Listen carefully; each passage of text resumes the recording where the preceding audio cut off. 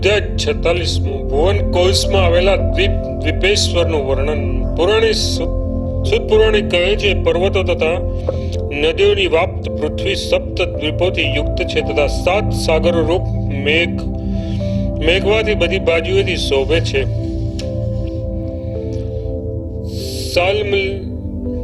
સાલમલી, કુશ, પ્લક્ષ, જંબુ, કોંચ, શાક તથા પુષ્કર નામે સપ્ત દ્વીપોમાં પૃથ્વી વીંટળાયેલી છે.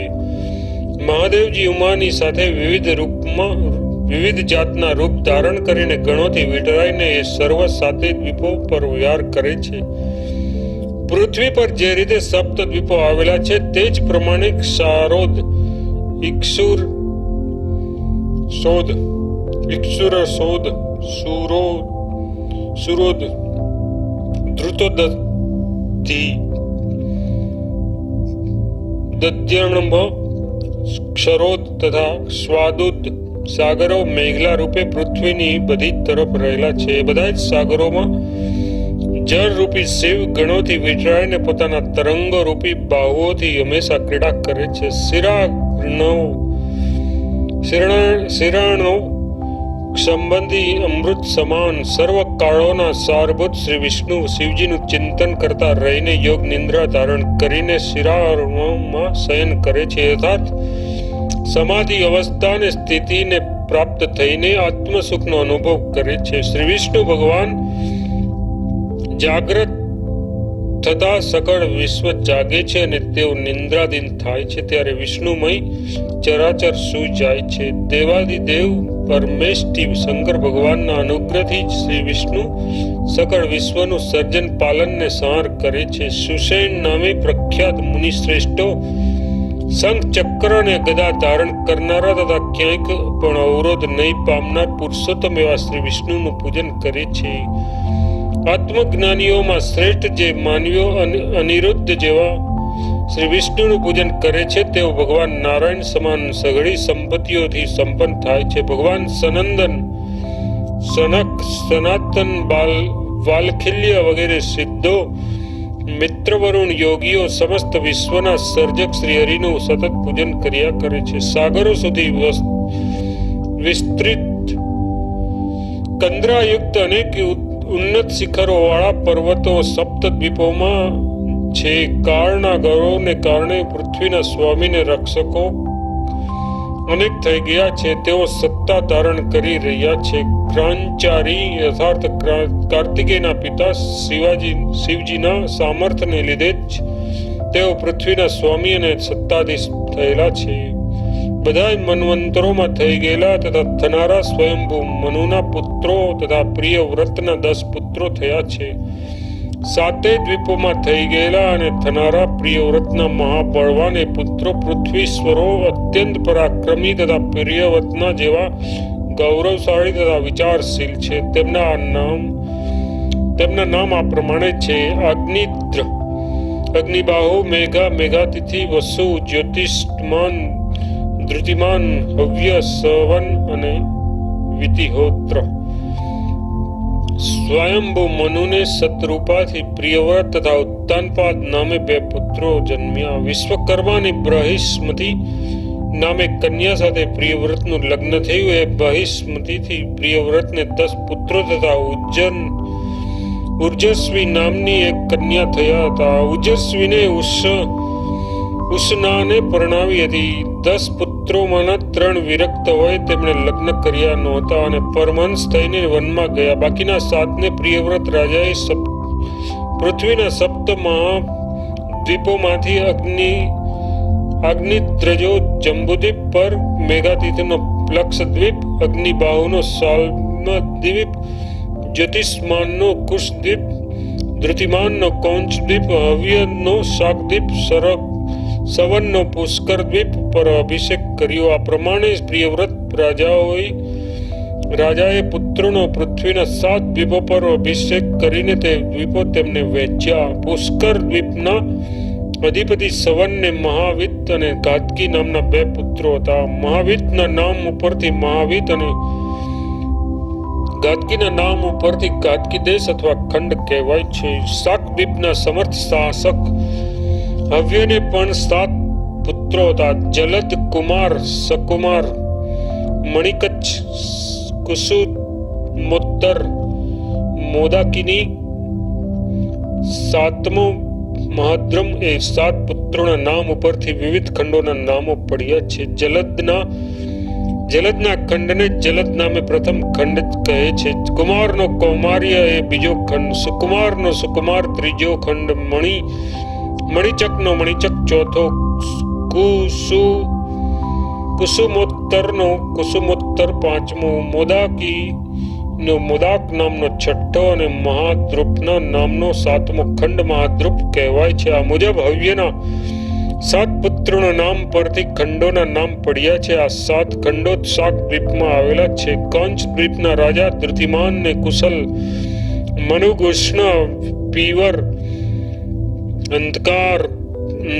અંધકારક, મુનિ અને દુદુંબી નામે 7 પુત્રો હતા. કૌંચ દ્વીપમાં આવેલા દેશોના નામ તેમના પરથી પડ્યા છે. કુશલના દેશના નામ કુશલ, મનુગના દેશનું નામ મનોનુગ છે. ઉષ્ણનો ઉષ્ણ, પીવરનો પીવર અને અંધકારનો અંધકાર નામનો દેશ છે.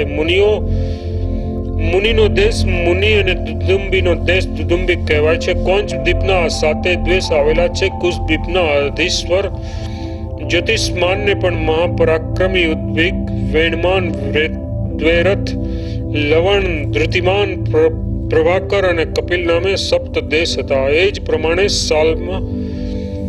સાલ્મલી દ્વીપના રાજા અગ્નિબાહુને પણ શ્વેત, હરિત, જીમુત, રોહિત, વૈદુત, માનસ ને સુપ્રભ નામે 7 પુત્રો હતા. એ 7 પુત્રોના નામ પ્રમાણે 7 દેશ સાલ્મલી દ્વીપમાં આવેલા છે. તેમના નામ આ મુજબ છે: શ્વેત, હારિત, જીમુત, રોહિત, વૈદુત, માનસ ને સુપ્રભ.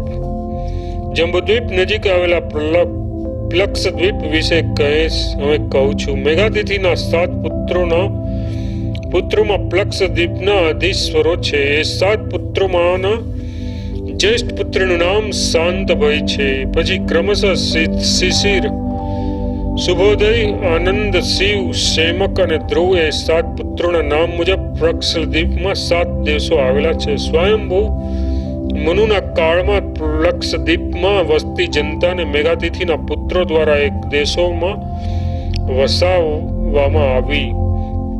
એ જનતા વર્ણાશ્રમના આચરણોને પાળતી હતી.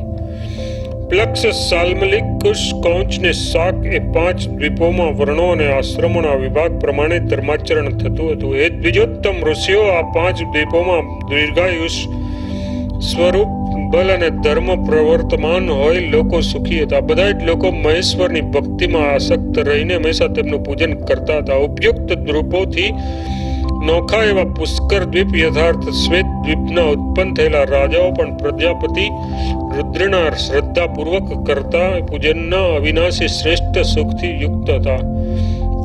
ઇતિશ્રી લિંગ પુરાણમાં પૂર્વ ભાગમાં ભુવન કોશમાં આવેલા દ્વીપેશ્વરનું વર્ણન નામનો અધ્યાય 46મો સંપૂર્ણ. અધ્યાય 47મો. જંબુદ્વીપ અને ભારત વર્ષનું વર્ણન. જંબુદ્વીપનું વર્ણન કરતા સુતજી કહે છે: રાજા પ્રિયવ્રતે પોતાના મહાબળવાન અને સર્વ પુત્રોમાં સૌથી મોટા એવા પ્રિય પુત્ર અગ્નિદ્ધનો જંબુદ્વીપના શાસન તરીકે અભિષેક કર્યો. હે દ્વિજ શ્રેષ્ઠ ઋષિઓ, એ તપસ્વી તરુણ શંકરનો શ્રેષ્ઠ ભક્ત હતો. સદાચારી, શીલ, વિદ્વાન, મેઘાવી અને જીતેન્દ્રિય હોઈને ભગવાન શંકરના પૂજનમાં હંમેશા રત રહેતો હતો. એના પ્રજાપતિ યથાર્થ લોકપાલક રુદ્ર એવા 9 પુત્રો હતા. એ સર્વ મહા ઐશ્વર્યવાન અને મહાદેવના આરાધક હતા. તેના જ્યેષ્ઠ પુત્રનું નામ નાભી હતું. તેનાથી નાના પુત્રનું નામ કિમ પુરુષ હતું. ત્રીજાનું નામ હરિવર્ષ હતું. ત્યાર પછી ઇલાવૃત, રમ્ય, હિરણ્યમાન, કુરુ, ભદ્રાશ્વ તથા કેતુમાન નામે પુત્રો હતા. હવે અગ્નિદ્રનોએ 9 પુત્રોના દેશો વિશે કહું છું, તે સાંભળો. અગ્નિદ્રે પોતાના જ્યેષ્ઠ પુત્ર નાભીને દક્ષિણ દિશામાં આવેલા હેમાખ્ય નામનો દેશ આપ્યો. મેરુ પર્વત જેવા મધ્ય ભાગમાં આવેલો છે તે હિમાવૃત દેશ ઇલાવ્રતને આપ્યો. નીલાચલને જોડેનો રમ્ય દેશ રમ્યને આપ્યો. નીલાચલની ઉત્તરે આવેલો શ્વેત દેશ હિરણ્યમાનને શ્વેતની ઉત્તરે આવેલો ભૃગુ દેશ કુરુને આપ્યો.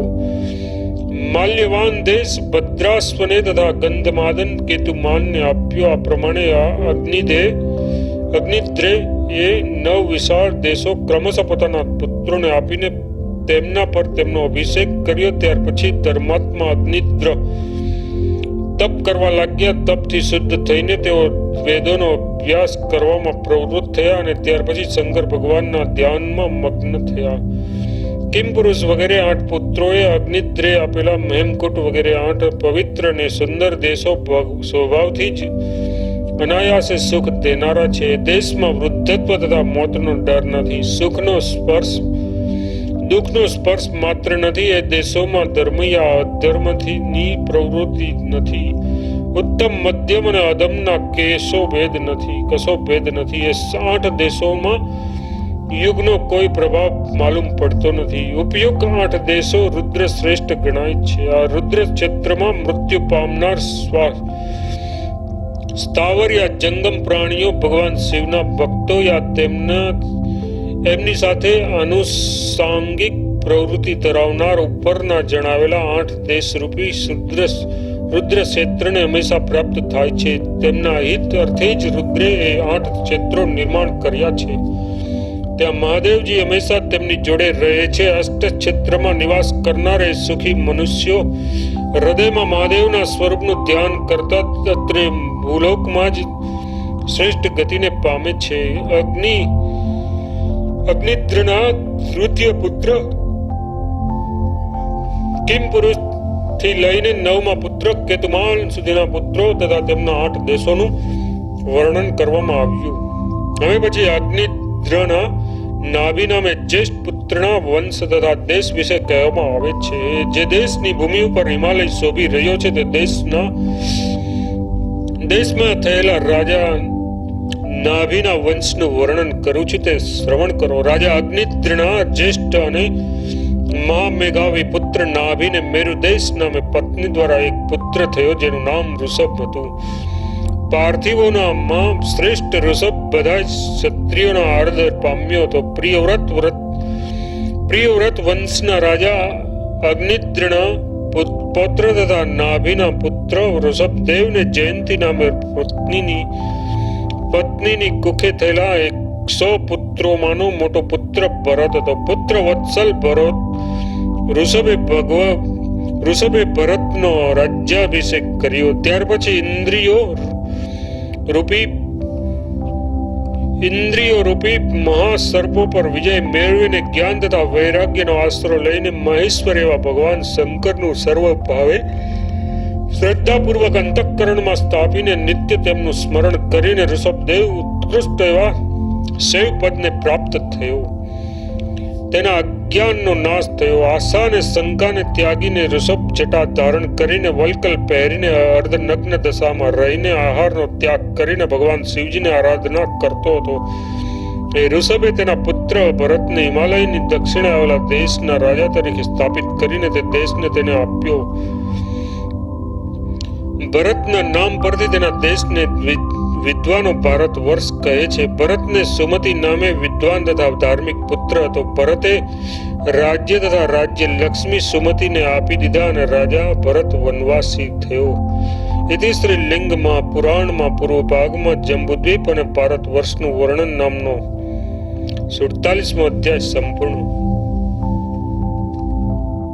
અધ્યાય 48મો જંબુદ્વીપમાં મેરુ પર્વતનું વર્ણન. સૂત પુરાણી મેરુ પર્વતનું વર્ણન કરતા કહે છે, અસંખ્ય રત્નમય શિખરો વાળા સઘળા પર્વતોમાં શ્રેષ્ઠ મેરુ નામે મહાપર્વત આ દ્વીપના ઇલાવૃત નામે ખંડની મધ્ય છે. પર્વત 84,000 યોજન ઊંચો છે અને 16,000 યોજનનો ભાગ પૃથ્વીમાં છે. તેની લંબાઈ 96,000 યોજન અને પહોળાઈ 32,000 યોજન છે. આ વિસ્તાર કોડિયા જેવો છે. ભગવાન મહેશ્વરે તેમના પાવક પાવક અંગના સ્પર્શથી તેને સુવર્ણનો બનાવ્યો છે. તેથી ક્રાંતિ તેની ક્રાંતિ ધતુરાના પુષ્પ સમાન હોવાથી તે પર્વત બધા દેવોના નિવાસ સ્થાન રૂપી છે. તે દેવતાઓની ક્રીડા ભૂમિ છે. અનેક ઐશ્વર્ય યુક્ત છે. પર્વતમાં પૂર્વ ભાગમાં ઇન્દ્રની અમરાવતી નગરીઓ આવેલી છે. તેમાં અનેક મહેલો આવેલા છે. મણિઓના સમૂહથી આવૃત તે નગરીમાં દેવો રહે છે.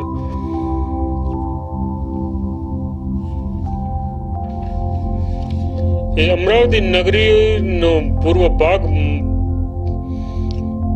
પદ્મરાગ મણિથી ક્રાંતિ જેવી કાંતિ વાળો છે. દક્ષિણ ભાગ સુવર્ણ જેવો છે. પશ્ચિમ વિભાગ નીલમણિ જેવો છે. ઉત્તર ભાગ વિદ્રુમ રત્નથી ક્રાંતિ સમાન ક્રાંતિમાન છે. નગરીને સોના અને રત્નોથી વિભૂષિત વિવિધ આકારમાં મુખ્ય પ્રવેશ દ્વારો છે. રત્નજડિત સુવર્ણના તોરણોથી નગરી શોભે છે. સ્તનના ભારથી બચી રહેલા દેહવાળી અનંતથી નયનોનો નચાવતી વાતચીત કરવામાં તે સંગીત કળામાં બાહોશ સર્વ પ્રકારના અલંકારોથી વિભૂષિત હજારો સ્ત્રીઓથી તથા અપ્સરાઓથી ચોતરફ વ્યાપ્ત છે. ખીલેલા કમળોથી યુક્ત સુંદર વાવોમાં ઉતરવાને માટે સુવર્ણના પગથિયાઓનું નિર્માણ કરાયું છે. નગરીમાં આવેલા અસંખ્ય તળાવો નીલ શ્વેત તથા હેમવર્ણના સુગંધી કમળો યુક્ત છે. સુવર્ણ વાલુકાના સમૂહથી વ્યાપ્ત કિનારા વાળી નદીઓથી એ સોહામણી નગરી શોભે છે. નગરીથી મેરુ પર્વત શોભે છે. મેરુ પર્વતના અગ્નિકુણામાં અગ્નિની તેજસ્વીની નામે નગરી આવેલી છે.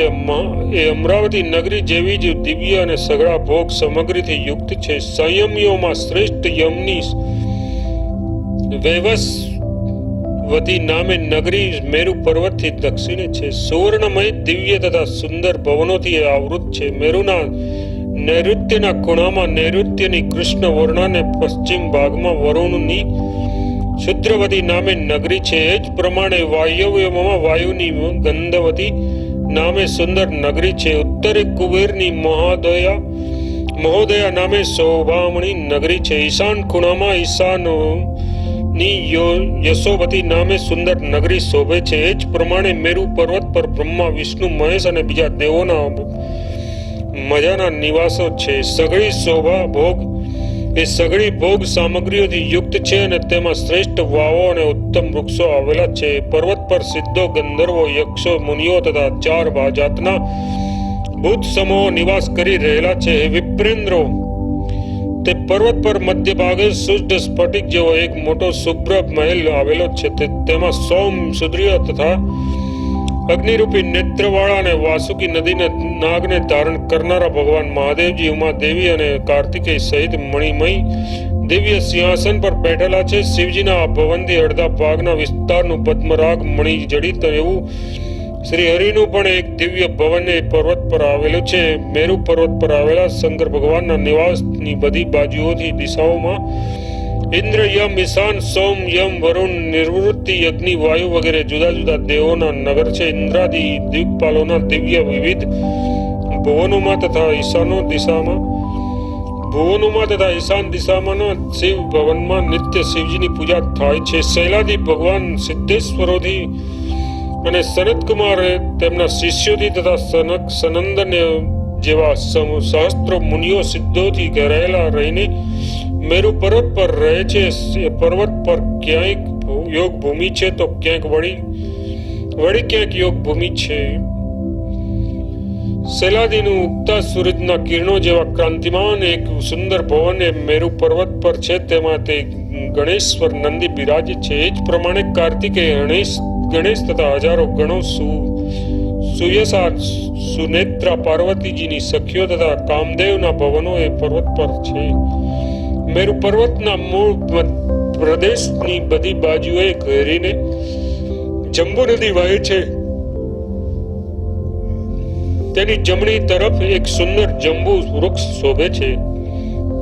અત્યંત ઊંચું વિશાળ એ જંબુ વૃક્ષ હંમેશા ફળ આપે છે. મેરુ પર્વતની તળેટીમાં મધ્ય ભાગે આવેલા પવિત્ર જંબુદ્વીપમાં સુવર્ણ સમાન તેજસ્વી અત્યંત પરાક્રમી અનેક રાજાઓ શાસન કરે છે. તેઓ યજ્ઞ યાગાદી પવિત્ર ક્રિયાઓમાં પ્રવૃત્ત રહીને કેટલાક જંબુ ફળનો આહાર કરે છે અને કેટલાક યજ્ઞમાં અવિષ્ટન અન્નનું ભોજન કરે છે. જંબુદ્વીપમાં 9 ખંડ આવેલા છે. અસંખ્ય નદીઓ, મહાનદીઓ તથા વિશાળકાય મહાપર્વતોથી યુક્ત સહસ્ત્રો યોજનના વિસ્તારોમાં પથરાયેલા જંબુદ્વીપના યથાર્થ સ્વરૂપનું વર્ણન કરું છું. એ વિપ્રો તે તમે સુનો. ઇતિશ્રી લિંગમાં પુરાણમાં પૂર્વ ભાગમાં જંબુદ્વીપમાં મેરુ પર્વતનું વર્ણન નામનો 48મો અધ્યાય સંપૂર્ણ. અધ્યાય 49મો જંબુદ્વીપનું વર્ણન. શુદ્ધ પુરાણે કહે છે જંબુદ્વીપનો વિસ્તાર 1 લાખ યોજનનો છે. તેની પાસે પ્લક્ષ નામે બીજો દ્વીપ છે. તે 2 લાખ યોજનના વિસ્તારનો છે. સાગર સહિત સમગ્ર પૃથ્વીનો વિસ્તાર 50 કરોડ યોજનનો છે. તેના પર 7 દ્વીપ અને અનેક ખંડો છે. જંબુદ્વીપની મધ્યે મેરુ પર્વતની પાસે 8 પર્વતો છે. મેરુ પર્વતની ઉત્તરે નીલ પર્વત, એ પર્વતની ઉત્તરે શ્વેત અને તેની ઉત્તરે શૃંગી પર્વત આવેલો છે. જંબુદ્વીપમાં ઈશાવૃત, રમ્યક, હિરણ્યમય, કુરુખંડ, હરિવર્ષ, કિમપુરુષ, ભારત વર્ષ, કેતુમાન અને ભદ્રાશ્વ એ 9 ખંડ છે. પ્રત્યેક 9,000 યોજનના વિસ્તારો વાળા છે અને 8 મર્યાદા પર્વતોથી વિભાગ આવેલા છે. 9 ખંડોની મધ્યમાં ઈલાવ્રત નામે મધ્ય ખંડ છે. તેની મધ્ય આખો સુવર્ણનો મેરુ પર્વત આવેલો છે. ઈલાવૃતની ઉત્તરે રમ્ય, હિરણ્યમય અને કુરુખંડ ઓલા છે.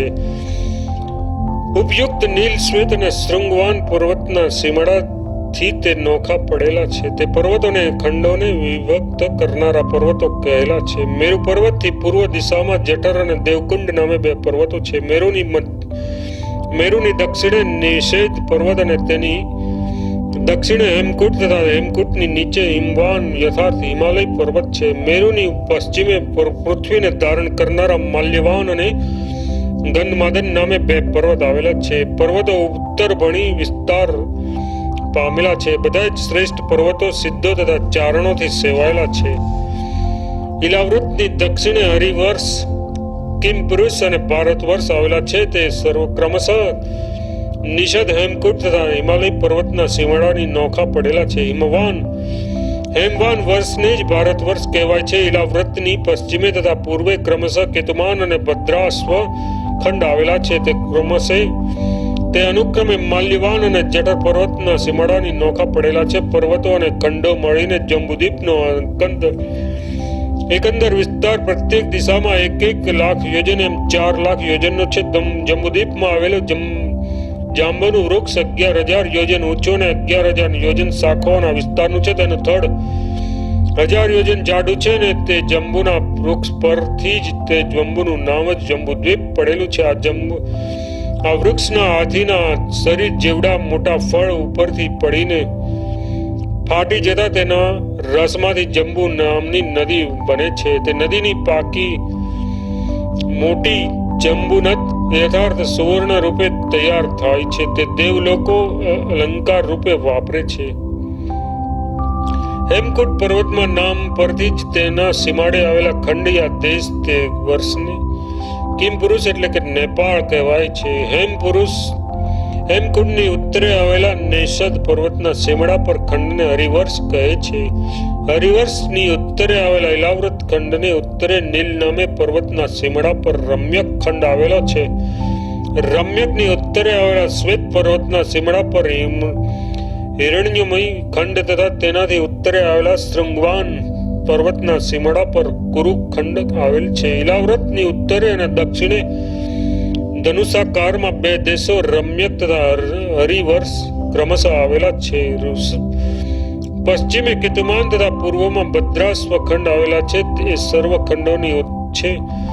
ખંડોની વચ્ચે ઈલાવ્રત ખંડ છે. ઈલાવ્રત ખંડની મધ્ય મેરુ પર્વત આવેલો છે. આ પ્રમાણે મેરુની ઉત્તરે નીલ, શ્વેત અને શૃંગમાન પર્વતો તથા દક્ષિણે નિષદ, હેમકુંડ અને હિમાલય પર્વત આવેલો છે. પશ્ચિમે માલ્યવાન અને ગંધમાદન, તથા મેરુની પૂર્વે જઠર અને દેવકૂટ પર્વત આવેલા છે. ઇલાવ્રત યથાર્થ ઇલાવૃત ખંડની ઉત્તરે 3 ખંડ અને 3 પર્વતો તેમજ દક્ષિણે પણ 3 પર્વત અને 3 ખંડ તથા પૂર્વે અને પશ્ચિમે એક ખંડ આવેલા છે. જંબુદ્વીપમાં આમ ઇલાવૃત વગેરે 9 ખંડ તથા નીલ અને નિષદ આદિ મહાન પર્વતો આવેલા છે. નીલ પર્વતની દક્ષિણે અને નિષદની ઉત્તરે યથાર્થ ઇલાવૃતની પશ્ચિમે ઉત્તરે વિસ્તાર પામેલો માલ્યવાન નામે મહાપર્વત છે. તેની ઊંચાઈ 2000 યોજન અને વિસ્તાર 34,000 યોજન છે. તેની પશ્ચિમે ગંધમાદન પર્વત આવેલો છે, પણ વિસ્તારમાં માલ્યવાન પર્વત જેવડો છે. જંબુદ્વીપના વિસ્તાર જેવડી બધી તરફ વિસ્તાર વાળા નીલ, શ્વેત, શૃંગી, નિષદ, હેમકૂટ તથા હિમવાન એ દેવરૂપ 6 વર્ષ પર્વતો યથાર્થ ખંડોના સીમાડાના પર્વતો પૂર્વ દિશા ભણી વિસ્તરેલા છે. પૂર્વ અને પશ્ચિમ તરફના બંને સાગરોમાં તે અંદર સુધી પ્રવેશ પામેલા છે. હિમવાન પર્વત મોટે ભાગે હિમાલયથી છવાયેલો રહે છે. તેની હિમની વિપુલતા વાળો છે. હેમકૂટ પર્વત હિમવાન છે ને તરુણ આદિત્યથી ક્રાંતિ જેવા ક્રાંતિ વાળો નિષદ પર્વત સુવર્ણ યા રજત રૂપ છે. તંગ મેરુ પર્વત સુવર્ણમય હોઈને 4 દિશામાં ચતુર્વર્ણ વાળો છે. પૂર્વ દિશામાં પદ્મરાગ મણિની ક્રાંતિ સમાન ક્રાંતિમાન, દક્ષિણે સુવર્ણ જેવો, પશ્ચિમે નીલમણિના સમાન પ્રકાશિત તથા ઉત્તરે વિદ્રુમ મણિના તેજ સમાન ક્રાંતિ વાળો છે. એ વર્તુળાકાર હોય પૃથ્વીમાંથી ચતુષ્કોણ રૂપે ઉપસેલો છે. નીલ પર્વત વૈડૂર્ય મણિયુક્ત છે. શ્વેત પર્વત શુક્લ વર્ણનો છે અને હિરણ્યમય યથાર્થ વિપુલ સુવર્ણ યુક્ત છે. સુવર્ણમય ત્રિસંગવાન પર્વત મોરના પીછાના વર્ણ સમાન વર્ણનો છે. આ મુજબ ઉપયુક્ત પર્વતો વિશે ટૂંકમાં કહેવામાં આવ્યું છે. હવે અન્ય પર્વત રાજાના વિશે સુણો.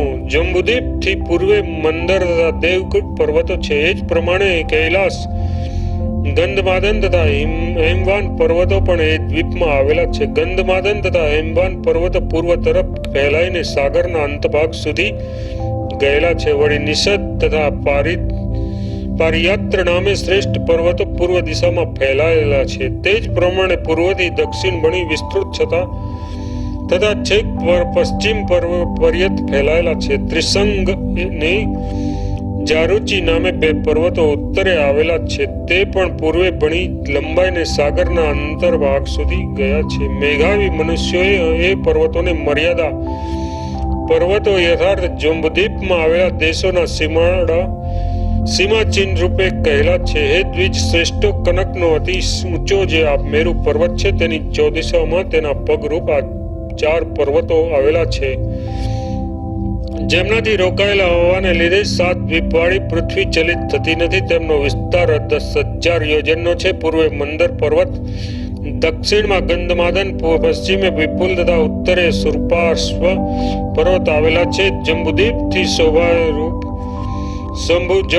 શોભારૂપ 4 મહાવૃક્ષો એ દ્વીપમાં ઉત્પન્ન થયા છે. પૂર્વે આવેલા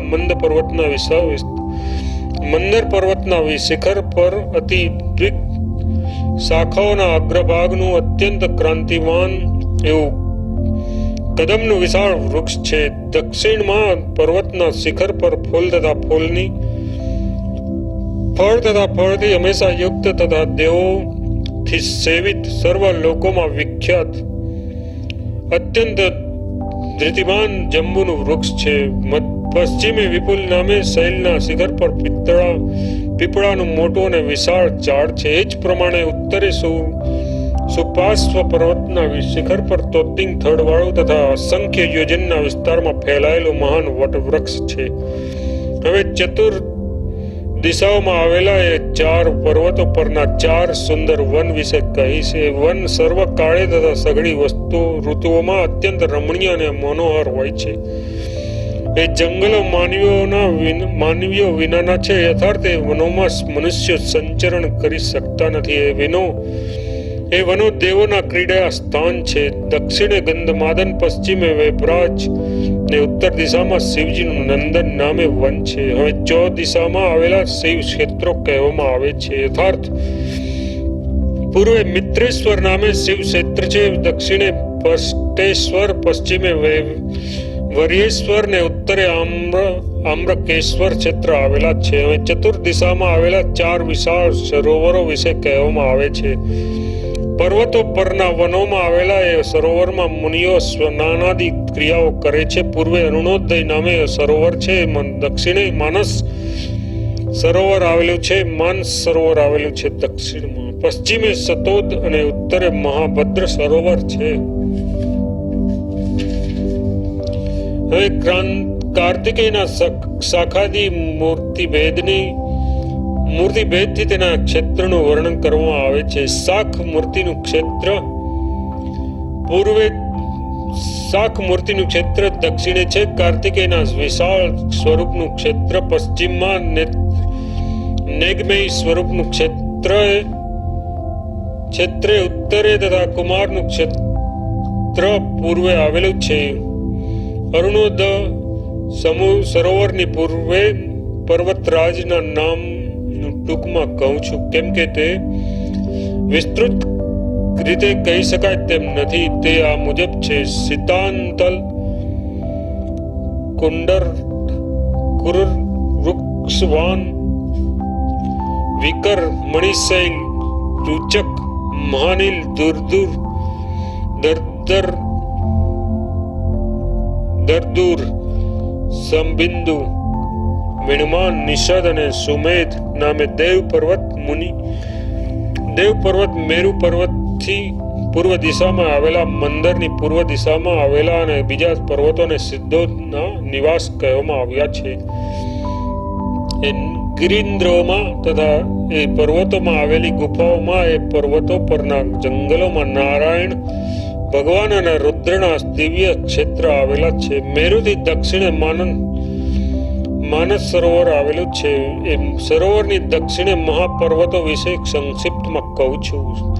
એક શૃંગ, વિશિરા, મહાસુલ, શિખર, ગજશૈલ, પંચશૈલ, પિશાચક, હિમાવન ને કૈલાસ દેવતાઓના ચરિત્રરૂપ ઉત્કૃષ્ટ શ્રેષ્ઠ પર્વતો છે. બધા જ પર્વતોમાં તથા વનોમાં શ્રેષ્ઠ દેવતાઓએ રુદ્રના આ દિવ્ય ક્ષેત્રો સ્થાપેલા છે. દક્ષિણમાં આવેલા પર્વતો વિશે કહીને અમે પશ્ચિમે આવેલા પર્વતો વિશે કહું છું. સતોદ સરોવર મેરુથી પશ્ચિમે આવેલું છે. સતોદથી પશ્ચિમે સુપર, મધુમાન, અંજન, કુમુદ, કૃષ્ણ, મુકુટ,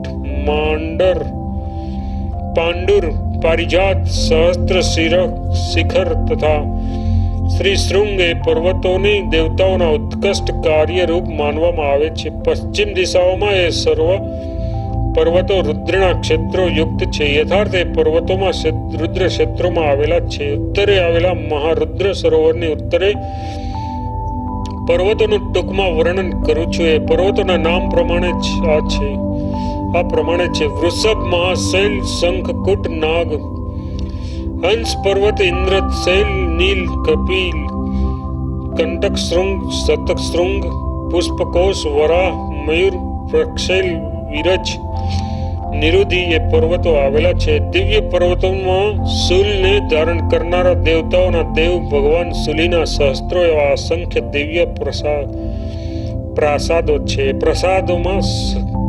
પ્રાસાદોમાં સરોવરો, ખીણો તથા ઉપવનો આવેલા છે. તેમાં શિવજીની આરાધના કરનારા દેવતાઓ, મુનિઓ તથા સિદ્ધો તેમની પત્નીઓ અને પુત્રો સહિત શંકર ભગવાનની કૃપાથી વસે છે.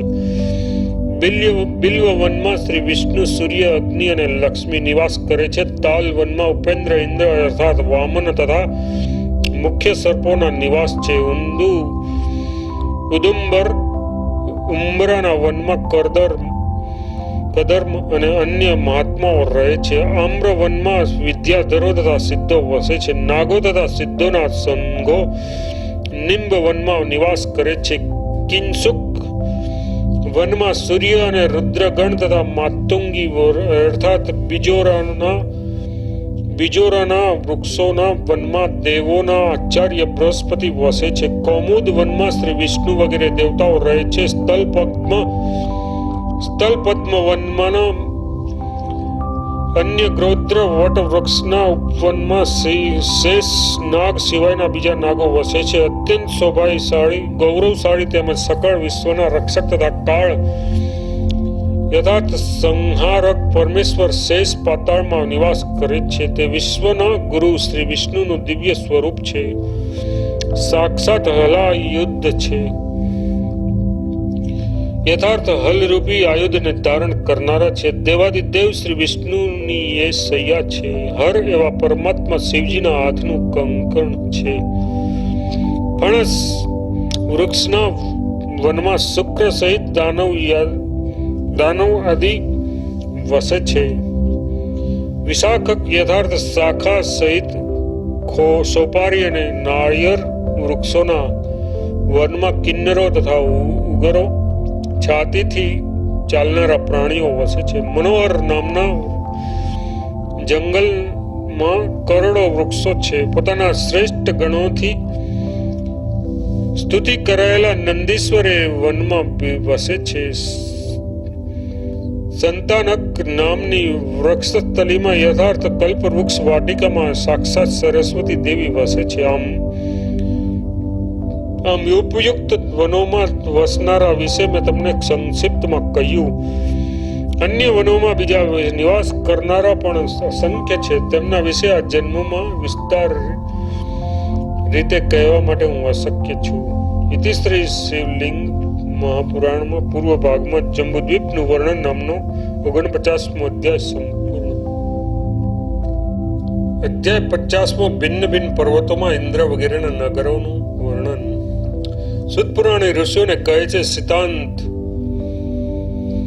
પર્વતોના શૃંગ પર આવેલા પારિજાત યથાર્થ કલ્પવૃક્ષના સુંદર વનમાં દેવોના દેવ ઇન્દ્ર નિવાસ કરે છે. તેની પૂર્વે કુદુમ નામના વિશાળ પર્વત પર દાનવોના 8 નગરો આવેલા છે. ઋષિગણો સુંદર કોટરમાં નીલક રાક્ષસોના 68 નગરો આવેલા છે. સદાચારણી એ દ્વિજોત્તમ ઋષિવર્યો મહાનીલ પર્વત પર અશ્વના મુખ જેવા મુખવાળા મુખ્ય કિન્નરોમાં 15 નગરો છે. અને વેણુ શોધ નામે મહાન પર્વત પર વિદ્યાધરોના 3 નગરો આવેલા છે. વૈકુંઠ પર્વત પર ગરુડનું, કરંજ પર્વત પર નીલ લોહિત શંકર ભગવાનનું તથા વસુધાર પર વસુઓના નિવાસો આવેલા હોવાનું કહેવાય છે. રત્નધાર નામે વિશાળ પર્વત પર સપ્ત ઋષિ મહાત્માઓના 7 પાવક સ્થાનો છે. પર્વત પર સિદ્ધો સુધા વસે છે. પર્વત પર સિદ્ધો સુધા વસે છે. એક શૃંગ નામે શ્રેષ્ઠ પર્વત પર પ્રજાપતિનું ભવ્ય સ્થાન છે. ગજશૈલ પર દુર્ગા વગેરે દેવીઓ, સુમેધુ પર્વત પર વસુઓ નિવાસ કરે છે. એ જ પર્વત પર રુદ્રો, આદિત્યો અને અશ્વિની કુમારો પણ નિવાસ કરે છે. હેમકક્ષ નામે પર્વત પર દેવતાઓના 80 નગરો આવેલા છે.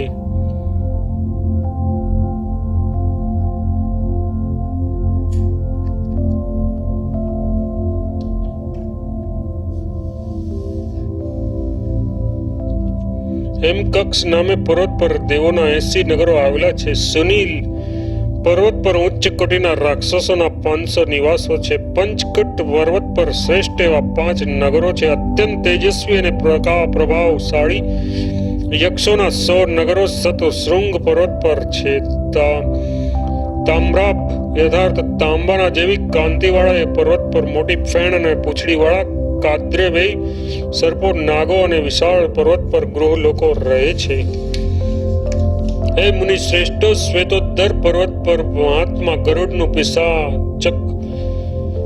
પિશાચક પર કુબેરનું તથા હરિકુટ પર શ્રી હરિનું નિવાસ સ્થાન છે. કુમુદ પર્વત પર કિન્નરોનો નિવાસ કરે છે અને અંજન પર્વત પર ચારણો રહે છે. કૃષ્ણ પર્વત પર ગંધર્વો તથા પર્વત પર ભોગ સામગ્રીઓથી યુક્ત વિદ્યાધરોના 7 નગરો છે. સહસ્ત્ર શિખર પર્વત પર શક્રના શત્રુઓ એવા ઉગ્ર કર્મ કરનારા દેવતાઓના 7000 નગરો છે.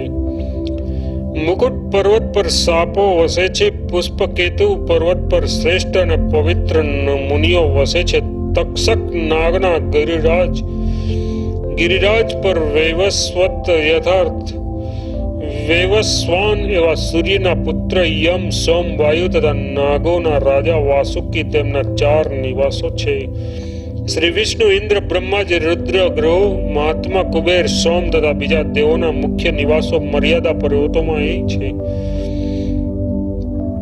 ઉમા સહિત સર્વત્ર નિવાસ કરનારા શિવજી ભગવાન શ્રીકંઠ પર્વતની ગુફામાં રહેલ છે. બધા જ દેવોના પરમેશ્વર એવા મહેશ્વર શ્રીકંઠ પર્વત પર આધિપત્ય ધરાવે છે. તે પર્વતના તે સ્વામી છે. આ બ્રહ્મ સંજ્ઞક અંડની ઉત્પત્તિ ભગવાન શિવજીથી જ થઈ છે, તેમાં શંકા નથી. બ્રહ્માજી સહિત શ્રી વિષ્ણુ તથા મહેશ વગેરે અનેક દરેક દેવ શિવ રૂપથી બ્રહ્માંડના રક્ષકો છે. અવિદ્યા યથાર્થ માયાના સ્વામી છે. બ્રહ્માંડમાં તેમની આજ્ઞાનું ઉલ્લંઘન થતું નથી.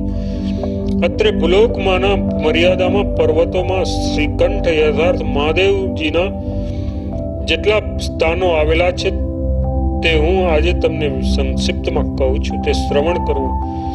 પ્રલયાગ્નિથી માંડીને મંગળ તત્વ પર્યંત સ્થાવર જંગમ સકળ વિશ્વ શ્રીકંઠ એવા ભગવાન શંકરથી વ્યાપ્ત છે. તો પછી હું એ શિવ સ્થાનોનું વર્ણન વિસ્તૃત સી રીતે કરી શકું? ઇતિ શ્રી લિંગ મહાપુરાણમાં પૂર્વ ભાગમાં ભિન્ન ભિન્ન પર્વતોમાં ઇન્દ્ર વગેરેના નગરોનું વર્ણન નામનો 50મો અધ્યાય સંપૂર્ણ. અધ્યાય 51 શિવના મુખ્ય 4 તથા અન્ય સ્થળોનું વર્ણન. સુદ પહેલા ભૂત વનમાં આવેલા શિવજીના સ્થળોનું વર્ણન કરતા ઋષિઓને કહે છે. દેવકુટ પર્વતના મધ્ય ભાગની ઉપર તેનું એક સુંદર શિખર છે. વૈડૂર્ય, નીલ, માણિક્ય, હેમ, ગોમેદ અને ક્રાંતિમાન બીજા મણિઓથી તે નિર્માણ થયેલ છે. તે પવિત્ર અને નિર્મળ પર્વત હજારો શાખાઓ વાળા પુનાગ, અશોક, ચંપક, પારિજાત, ચંપક વગેરે બધા જ પ્રકારના વૃક્ષોથી શોભે છે. વિવિધ પાંખડીઓના સમૂહથી યુક્ત છે. સેંકડો જાતની ધાતુઓ તેના પેટાળમાં છે. તે પર્વતના સુરુંગ પરના વૃક્ષોએ ચિત્ર વિચિત્ર ફૂલડા રૂપ વસ્ત્રો ધારણ કર્યા છે. તેના જ શૃંગ પર અસંખ્ય પ્રાણીઓના સમૂહે નિવાસ કર્યો છે. સ્વાદિષ્ટ ને નિર્મળ જળના અનેક જરાઓના જળવાળી નદીઓમાં પુષ્પો વેરાતા રહેતા હોય, જાણે કે પુષ્પના તરાપાઓ તરતા નહીં હોય એવી શોભા એ નદીઓમાં આપે છે.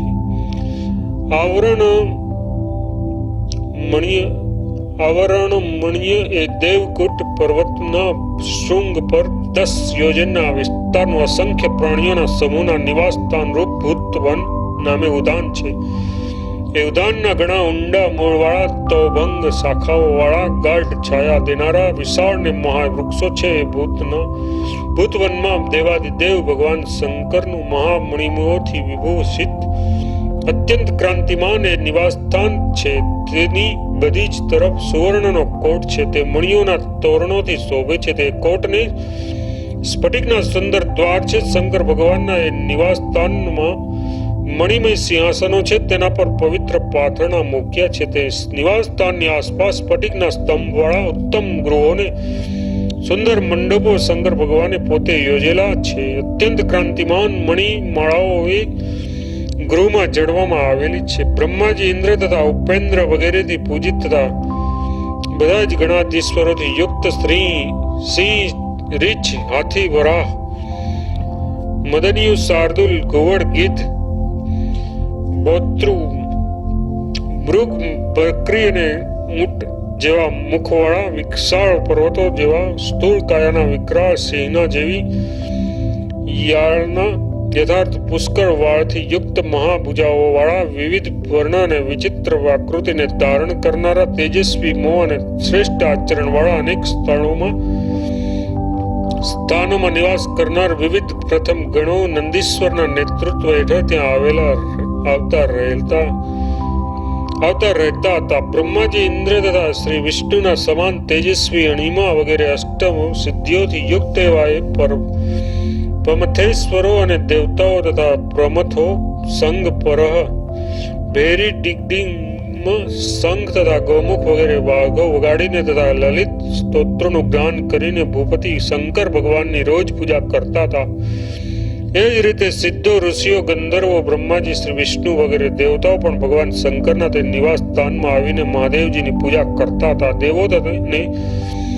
દેવો અને દેવોની મહાસભાઓથી ભૂપતિ ભગવાનનું એ નિવાસ હંમેશા વાંચતું ગાજતું રહેતું હતું. દેવતાઓની ત્યાં નિત્ય હાજરી હોય જ. એ સ્થાન તેમની ગેરહાજરીથી શૂન્ય ક્યારેય ન હોય. કૈલાસ પર્વતના શંખ સમાન અત્યંત શુભ્ર શૃંગ પર યક્ષોના રાજા કુબેર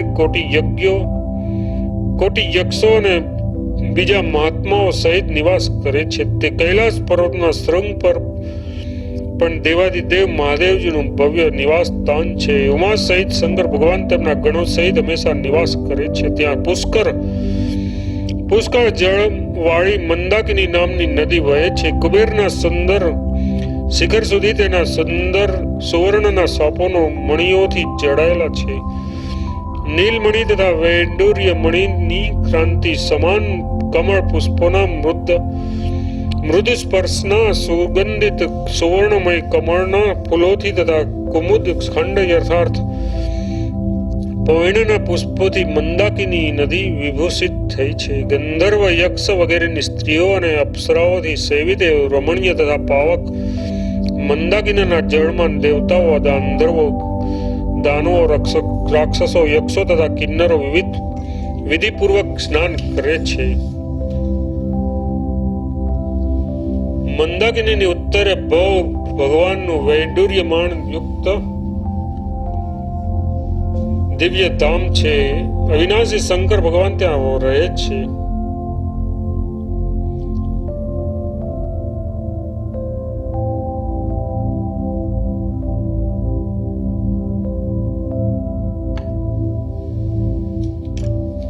એ સોનક વગેરે ઋષિઓ કનક જેવા આનંદ આપનારા ભાગીરથી નદીઓની પૂર્વે તથા દક્ષિણે આવેલ કિનારા પર અનેક તપસ્વી ઋષિઓ અને પશુ પક્ષીઓનો સમૂહથી વ્યાપ્ત વનમાં હિમાદ્રી જેવા અત્યંત ઉચ્ચ નિવાસ સ્થાનમાં ઉમા સહિત શંકર ભગવાન તેમના ગણો સહિત ક્રીડા કરે છે.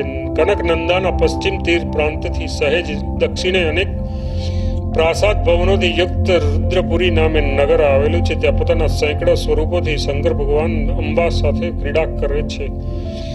તેઓ ત્યાં તેમના ગણો સાથે રહે છે. તેનું નામ શિવાલય છે. મુનિશ્રેષ્ઠો આ પ્રમાણે ભગવાન કનકનંદાના પશ્ચિમ તીર પ્રાંતથી સહેજ દક્ષિણે અનેક પ્રાસાદ ભવનોથી યુક્ત રુદ્રપુરી નામે નગર આવેલું છે. ત્યાં પોતાના સેંકડો સ્વરૂપોથી શંકર ભગવાન અંબા સાથે ક્રીડા કરે છે. તેઓના ત્યાં તેમના ગણો સાથે રહે છે. તેનું નામ શિવાલય છે. એ મનુશ્રેષ્ઠ આ પ્રમાણે શંકર ભગવાનના સેંકડો અને સહસ્ત્રો નિવાસો જુદા જુદા પહાડો પર, વનો અને ઉપવનો, નદીઓ, મહાનદીઓ અને તળાવોના કિનારો પર તથા સાગરોના સંધિ સ્થાનો પર દરેક દ્વીપમાં છે. ઇતિશ્રી લિંગ મહાપુરાણમાં પૂર્વ ભાગમાં શિવના મુખ્ય 4 તથા અન્ય સ્થળોનું વર્ણન નામનો અધ્યાય 51 સંપૂર્ણ. અધ્યાય 52 ભુવન કોશ સ્વભાવ વર્ણન. શુદ્ધ પુરાણી સોનક વગેરે ઋષિઓને કહે છે, ઋષિઓ સદા સર્વદા પુષ્કળ જળથી ભરપૂર રહેનારી સરોવરમાંથી નીકળેલી પાવક એવી અસંખ્ય નદીઓ જંબુદ્વીપમાં છે. ઉત્તરમાંથી નીકળતી પવિત્ર અને સુંદર નદીઓમાંથી કેટલીક નદીઓ પૂર્વાભિમુખે થઈને, અન્ય કેટલીક પશ્ચિમને દક્ષિણ મુખે થઈને અનેક ખંડમાંથી વહે છે. ચંદ્રમાને ગગનનું સન્મુખ કહ્યો છે. જગનનિધિ ચંદ્ર બધા દેવો તથા પ્રાણીઓના જીવનનો આધાર છે. ગગનગામિની પુણ્યોદા પવિત્ર જળવાળી નદી ચંદ્રથી ઉત્પન્ન થયેલી છે. વાયુના સાતમા માર્ગ સત્યલોકથી અમૃતોદકા નામે નદી નીકળી છે. દક્ષિ નક્ષત્રો અને તારાથી સેવિત એ નદી રાશિઓ અને નક્ષત્રોની ગતિને અનુસરે છે. અગણિત તારાઓ જેવી એ નદી સમગ્ર ગગનમાં વ્યાપ્ત છે. ચંદ્રમાની ગતિ પ્રતિદિન બદલાય છે તેમ તે નદી પોતાનો પ્રવાહ હરરોજ બદલતી રહે છે. મેરુ પર્વત શ્રી શકંઠ મહાદેવજીએ ક્રીડા કરવા માટેનું રમણીય સ્થળ છે. તે 84,000 યોજન ઊંચું છે. બધી જ ઇન્દ્રિયોને સંયમમાં રાખનાર સર્વસંહારક યોગીશ્વર મહાદેવજી અંબા સહિત બધા ગણો સહિત એ મહામેરુ પર્વત પર નિવાસ કરીને રહેલા છે. શિવજીની ક્રીડાના સ્થાનરૂપ મેરુ પર્વતની પ્રદક્ષિણા અમૃતોદકા નામે ગગનગામીની નદી પોતાના પ્રવાહથી સતત કરે છે. નદી પવિત્ર જળવાળી છે. વાયુવેગને કારણે એનું જળ વિભક્ત થઈને મેરુની ચોતરફ સમીપમાં આવેલા 4 પર્વતો પર પડ્યું. એ બધા જ પર્વતોને વિભાગવાર એ નદીઓએ તેના જળથી ચારેકોરથી ઘેર્યા છે. ત્યાર પછી દેવોના દેવ મહાદેવજીની આજ્ઞાથી એ નદી મહાસાગરમાં ભળેલી છે. આકાશમાંથી ધરતી પર આવેલા આ ગંગા નદીમાંથી અન્ય નાની નાની નદીઓ અને સહસ્ત્રો નદીઓ જંબુદ્વીપમાં આવેલા ખંડો પરના બધા જ પર્વતો પર થઈને સઘળા દેશોમાં વહે છે. નદી આકાશમાંથી પૃથ્વી પર અવતરેલી હોય ગંગા કહેવાય છે. હવે 9 ખંડોમાં વસતા માનવીના દેહનો વર્ણ આહાર અને આયુષ્ય વિશે કહેવામાં આવે છે. કૃતુમાલ ખંડ ઈશાવૃત ખંડની પશ્ચિમે જંબુદ્વીપમાં આવેલો છે. તેમાં વસનારા પુરુષોનો વર્ણ કાળો છે. બધા જ મનુષ્યો ફણસનો આહાર કરે છે. સ્ત્રીઓના દેહનો વર્ણ નીલ કમળ જેવો છે. ખંડમાં રહેનારા માનવીઓનું આયુષ્ય 10,000 વર્ષનું છે. ભદ્રાશ્વ ખંડ ઇલાવૃતથી પૂર્વે તેના વસતા પુરુષોના દેહનો વર્ણ સફેદ હોય છે. સ્ત્રીઓનો વર્ણ ચંદ્રની જ્યોતિષના જેવો હોય છે.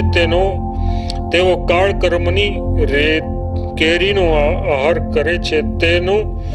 તેઓ નિરોગી અને સંતાપ રહિત હોય છે અને રતિક્રિયામાં પ્રેમ રાખે છે. શિવજીના એ આરાધકોનું આયુષ્ય 10,000 વર્ષનું હોય છે. તેઓ હિરણ્યમય ખંડના લોકોની પેઠે ઈશ્વરને અર્પણ કરેલા ચિત્તના હોવાથી પ્રભુના પરમ ભક્ત છે. રમણક ખંડમાં માનવીઓ વડગુંદાનો આહાર કરે છે. તેમનું આયુષ્ય 10,115 વર્ષનું હોય છે. તે શંકર ભગવાનના પૂજકો શુક્લ વર્ણના હોય છે. હિરણ્યમય દેશના હિરણ્યમય વનને આશરે રહેનારા મહાભાગ્યશાળી માનવીઓનું આયુષ્ય 11,115 વર્ષનું હોય છે. તેઓ પીપળાના બીનો આહાર કરે છે. તેઓ હિરણ્યમય ખંડના લોકો જેવા જ ઈશ્વરના ભક્ત હોય છે.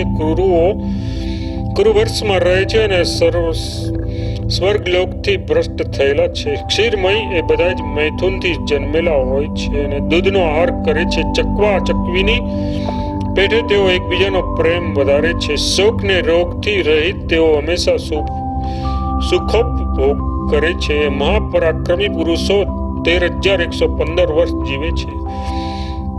તેઓ પોતાની પત્ની સિવાય બીજી સ્ત્રીઓનું સેવન કરતા નથી.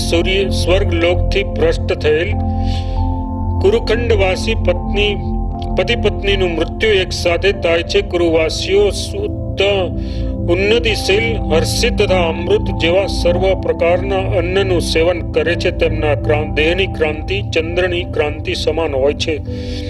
તેઓ હંમેશા નિત્ય યૌવન વાળા તથા શ્યામ વર્ણના હોય છે અને સઘળા પ્રકારના આભૂષણોને ધારણ કરે છે. જંબુદ્વીપ સુંદર દ્વીપ છે. તેમાં પણ કુરુ વર્ષ ઘણો મજાનો ખંડ છે. ત્યાં ચંદ્રને મસ્તક ઉપર ધારણ કરનાર શંભુ ભગવાનનું ચંદ્ર સમાન પ્રભાવવાળું સદન છે.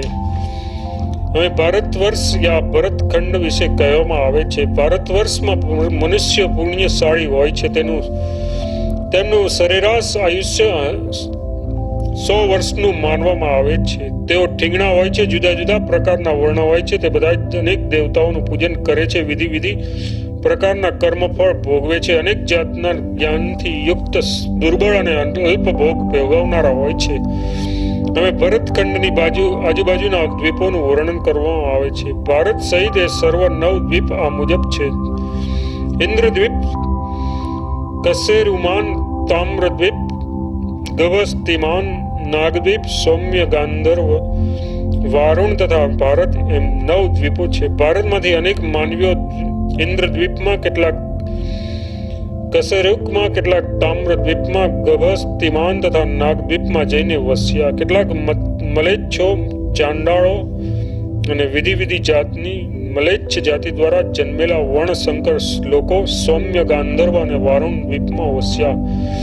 ભારતની પૂર્વે કિરાત જાતિના અને દક્ષિણ તથા પશ્ચિમમાં યવન લોકો વસે છે અને તેની મધ્ય બ્રાહ્મણ, ક્ષત્રિય અને વૈશ્ય ધર્મના મનુષ્યો વસે છે, જ્યારે બધી જ તરફ શૂદ્રો વસ્યા છે. આ સર્વ પોતપોતાના વર્ણાશ્રમ ધર્મ મુજબ ક્રમશઃ યજ્ઞ, યાગાદિ, વાણિજ્ય, યુદ્ધ વગેરેમાં પ્રવૃત્ત રહે છે. તેઓ એ વ્યવહાર આપસમાં સુપેરે ચાલે છે. ધર્મ, અર્થ તથા કામથી પોતપોતાના વર્ણોના કર્મો સાથે જોડાયેલા છે. વર્ણો અને આશ્રમોનો આચાર શાસ્ત્ર વિધિ મુજબ ગૌરવપૂર્વક પડાય છે. ભારતમાં સ્વર્ગ અને મોક્ષ પ્રાપ્ત કરવાને લોકો પ્રયત્નશીલ રહે છે. હે મુનિશ્રેષ્ઠ, અત્રેની પ્રજાના કૃતાદિ યુદ્ધ ધર્મ બીજો જોવામાં આવતા નથી. હવે કિમ પુરુષ ખંડ વિશે કહેવામાં આવે છે. આ ખંડના લોકોનું આયુષ્ય 10,000 વર્ષનું મનાય છે. અત્રેના પુરુષોનો વર્ણ સુવર્ણની ક્રાંતિ સમાન ક્રાંતિમાન છે. સ્ત્રીઓ અપ્સરાઓ જેવી સૌંદર્યવાન હોય છે. તે સર્વ શોક અને રોગથી રહિત હોવાથી ભગવાન શંકરના આરાધક છે. સુવર્ણની ક્રાંતિ સમાન વર્ણવાળા એ સ્ત્રી પુરુષો પીપળાના બીનો આહાર કરે છે. હરિવર્ષ ખંડના માનવીઓ નિર્મળ રજતની ક્રાંતિ સમાન ક્રાંતિવાળા હોય છે. દેવલોકથી ભ્રષ્ટ થયેલા માનવીઓ દેવ સ્વરૂપ છે. સૌના શાસક હરનું તેઓ પૂજન કરે છે. તેઓ ઈસુ રસનું પાન કરે છે, જેથી તેમને વૃદ્ધત્વ આવતું નથી. તેમના શરીર જીર્ણ થતા નથી. મનુષ્ય 10,000 વર્ષ પર્યંત જીવે છે. જંબુદ્વીપની મધ્યમાંના ઇલાવૃતના સૂર્ય, ચંદ્ર અને નક્ષત્ર પ્રકાશતા નથી. મનુષ્ય ક્ષીણ થતા નથી. અત્રેના નિવાસીઓના દેહની ક્રાંતિ કમળ સમાન, મુખ કમળ જેવા અને નેત્રો કમળ પત્ર સમાન હોય છે. તેઓ શંકર ભગવાનની ભક્તિ ધરાવતા આરાધના કરે છે. તેમના ડિલે પરસેવો થતો નથી. શરીર સુગંધયુક્ત હોય છે. દેવલોકથી આવેલા એ લોકો જરા મૃત્યુ રહિત હોય છે. તેમ શ્રેષ્ઠ મનુષ્યોના આયુષ્યનું પ્રમાણ 13,000 વર્ષનું હોય છે. દિવ્ય ઇલાવૃતમાં માનવીઓ 13,000 વર્ષ પર્યંત જીવે છે. મનુષ્યો જંબુફળના રસનું પાન કરે છે. તેથી વૃદ્ધાવસ્થા કષ્ટ આપતી નથી. તેમને ભૂખ અને થાક લાગતો નથી. તેમજ અકાળ મૃત્યુ થતું નથી. આ ઇલાવૃત ખંડમાં જાંબુવન નામનું સોનું થાય છે. દેવતાઓ એ સુવર્ણમાંથી બનાવેલા આભૂષણો ધારણ કરે છે. જાંબુનદ સુવર્ણ ઇન્દ્રગોપ નામે આજ્ઞાની ક્રાંતિ જેવું ક્રાંતિવાળું હોય છે. આ પ્રમાણે જંબુદ્વીપમાં આવેલા 9 દેશોમાં રહેલા માનવીય વર્ણવાયુ અને તેમના આહાર વિશે મેં વિસ્તૃતપણે નહીં પણ સંક્ષિપ્તમાં તમને કહ્યું. હવે જંબુદ્વીપમાં આવેલા પર્વતો પરના નિવાસીઓ વિશે કહું છું. હેમકૂટ પર્વત પર ગંધર્વો અને અપ્સરાઓ નિવાસ કરે છે. તક્ષક, વાસુકી અને શેષ વગેરે મહાબળવાન 33 નાગો નિષદ પર્વત પર વસવાટ કરે છે. દેવો, સિદ્ધો, યજ્ઞ પુરુષો તથા પવિત્ર બ્રહ્મર્ષિઓ વૈડૂર્ય મુનિમય નીલ પર્વત પર વસે છે. શ્વેત પર્વત દૈત્યો અને દાનવોનો નિવાસ સ્થાન છે. શૃંગવાન પર્વત પર પિતૃઓ રહે છે. બધા જ પ્રાણીઓના શાસક અને મુખ્ય યક્ષો હિમવાન પર્વત પર વસે છે. શ્રી વિષ્ણુ, બ્રહ્માજી, ગણો, નંદી અને અંબા સાથે મહાદેવ તથા ખંડોમાં સર્વ પર્વતો પર આવેલા જંગલોમાં નિવાસ કરે છે. નીલ, શ્વેત અને શ્રી શૃંગ એ 3 પર્વતો પર ભગવાન નીલ લોહિત સદા શિવ વસવાટ કરે છે. સિદ્ધો, દેવો અને પિતૃઓ હંમેશા તેમના દર્શન તથા પૂજન કરે છે. નીલ પર્વત વૈંડુર્ય મણિમય છે. શ્વેત પર્વત શુક્લ વર્ણનો છે. હિરણ્યમય પર્વત મોરના કંઠ જેવા વર્ણવાળો અને ત્રિશંગવાન પર્વત સુવર્ણમય છે. પર્વતરાજો જંબુદ્વીપમાં આવેલા છે. ઇતિશ્રી લિંગ મહાપુરાણમાં પૂર્વ ભાગમાં ભુવન કોશ સ્વભાવ વર્ણન નામનો 52મો અધ્યાય સંપૂર્ણ. અધ્યાય 53માં ભુવન કોશની રચનાનો નિર્ણય. સુત પુરાણી બોલ્યા, એ ઋષિઓ પ્લક્ષ દ્વીપ વગેરે સપ્ત દ્વીપોમાં 7 પર્વતો આવેલા છે. સીધા ને સીધા દરેક દિશામાં વિસ્તરેલા સર્વવર્ષ પર્વતો ખંડોને એકબીજાને વિભક્ત કરે છે. યથાર્થ વર્ષ પર્વતો ખંડના સીમાડા રૂપ હોય ખંડોને એકબીજાને નોખા પાડે છે. પ્લક્ષ દ્વીપમાં આવેલા 7 દિવ્ય ગિરિરાજે વિશે કહું છું. પ્રથમ ગોમેદ પર્વત છે, બીજો ચંદ્ર છે, ત્રીજા પર્વતનું નામ નારદ અને ચોથાનું દુદુંબી નામ છે. પાંચમાને સોમક, છઠ્ઠાને સાવમા સુમના યા ગૌ વૈભવ કહે છે. સાતમા પર્વતનું વિભાજ નામ છે. પ્લક્ષ દ્વીપમાં ખાસ કરીને 7 પર્વતો આવેલા છે. એવી જ રીતે સાલમણી દ્વીપમાં પણ 7 પર્વતો આવેલા છે. તેમના નામ ક્રમશઃ આ પ્રમાણે છે: બલાહક, દ્રોણ, ઉત્તમ, કુમુદ, કંક, કુકમાન અને મહિષ. કુશ દ્વીપમાં દ્વીપ રૂપ 7 કુળ પર્વતો છે. સંક્ષિપ્તમાં ક્રમશઃ તેમના નામ કહું છું. પ્રથમ વિદ્રુમ, બીજો હેમ પર્વત, ત્રીજો ધૃતિમાન, ચોથો પુષ્પિત, પાંચમો કેશશય, છઠ્ઠો હરિગિરી અને મહાદેવના નિવાસસ્થાન રૂપ 5મો પર્વત મંદર છે. જળને મંદા કહેવામાં આવે છે. પર્વત જળને ધારણ કરતો હોવાથી મંદર કહેવાય છે. પર્વત પર જગતના ઈશ વિમલ સાક્ષાત કુશાંક એવા શિવજી ઉમા સાથે નંદીના સાથે હેમ નિર્મિત શ્રેષ્ઠ ગૃહમાં વસે છે. પૂર્વ કાળમાં મંદરે તપ દ્વારા મહેશ્વર ભગવાનને પ્રસન્ન કર્યા હતા. તેથી અવિમુક્ત નામે પાવન ક્ષેત્રમાં શંકર ભગવાનને ત્યાં તેને વરદાન આપ્યું હતું. અંબા સાથે તે પોતાના સ્થાનકે નિવાસ કરવાને માટે મંદરે શંકર ભગવાનને ત્યાં નિવાસ કર્યો. નંદી અને ગણો પણ મહાદેવજીની સાથે તે પર્વત પર વસવાટ કરે છે. તેથી શંકર ભગવાન એ પર્વતનો ત્યાગ કરતા નથી. કૌંચ દ્વીપમાં પણ કૌંચ વગેરે 7 કુળ પર્વતો આવેલા છે. તે આ મુજબ છે: વામનક, કૌંચ, અંધકારક, પછી દિવાવૃત પર્વત છે, પછી વિવિંક, પુંડરીક નામે હિમગીરી છે, ત્યાર પછી દુદુંબી સ્વન નામે પર્વત છે. કૌંચ દ્વીપના આ 7 પર્વતો રત્નમય છે. હવે સ્વાક દ્વીપમાં આવેલા 7 પર્વતોના નામ શુણો: સામ્યક, રૈવત, અંબિકેશ, રાજત, ઉદય, તે પછી સર્વૌષધિ યુક્ત રમ્ય પર્વત અને તે પછી કેસરી પર્વત આવેલો છે. ત્યાંથી વાયુ ઉત્પન્ન થઈને સર્વ દિશાઓમાં ગતિ કરે છે. ત્યાર પછી પુષ્કર દ્વીપમાં મોટી મોટી શિલાઓ વાળો મહાદ્વીપ પર્વત છે. એ પુષ્કર દ્વીપની પૂર્વે પુષ્કર શિલાઓ વાળો તથા ભાતના મણિયોથી યુક્ત ચિત્રસાનું નામે એક મહાપર્વત છે. તેના શૃંગો ચિત્ર વિચિત્ર વર્ણના છે. પર્વત 50,000 યોજન ઊંચો છે તથા નીચેની તરફ 34,000 યોજનના વિસ્તારનો છે. દ્વીપના અડધા ભાગમાં માનસોત્તર નામે પર્વત છે. સાગરની સમીપમાં આવેલા તે પર્વત શુક્લ પક્ષની બીજના ઉદય પામતા ચંદ્રમના સમાન આકારનો છે. પર્વત પર 50,000 યોજન ઊંચો છે અને સઘળી તરફ તેટલા જ પ્રમાણના વિસ્તારનો છે. પૃથ્વીને ધારણ કરનાર અને દ્વીપના અડધા ભાગમાં પથરાયેલો એ માનસ પર્વત પુષ્કર દ્વીપનો રક્ષક છે. એ જ મહાશિખર વાળો અને પર્વત તેના મહાન વિસ્તારને કારણે 2 ભાગમાં વહેંચાયેલો છે. આ માનસ પર્વતની બાજુમાં સુંદર અને પવિત્ર એવા 2 દેશો શોભે છે.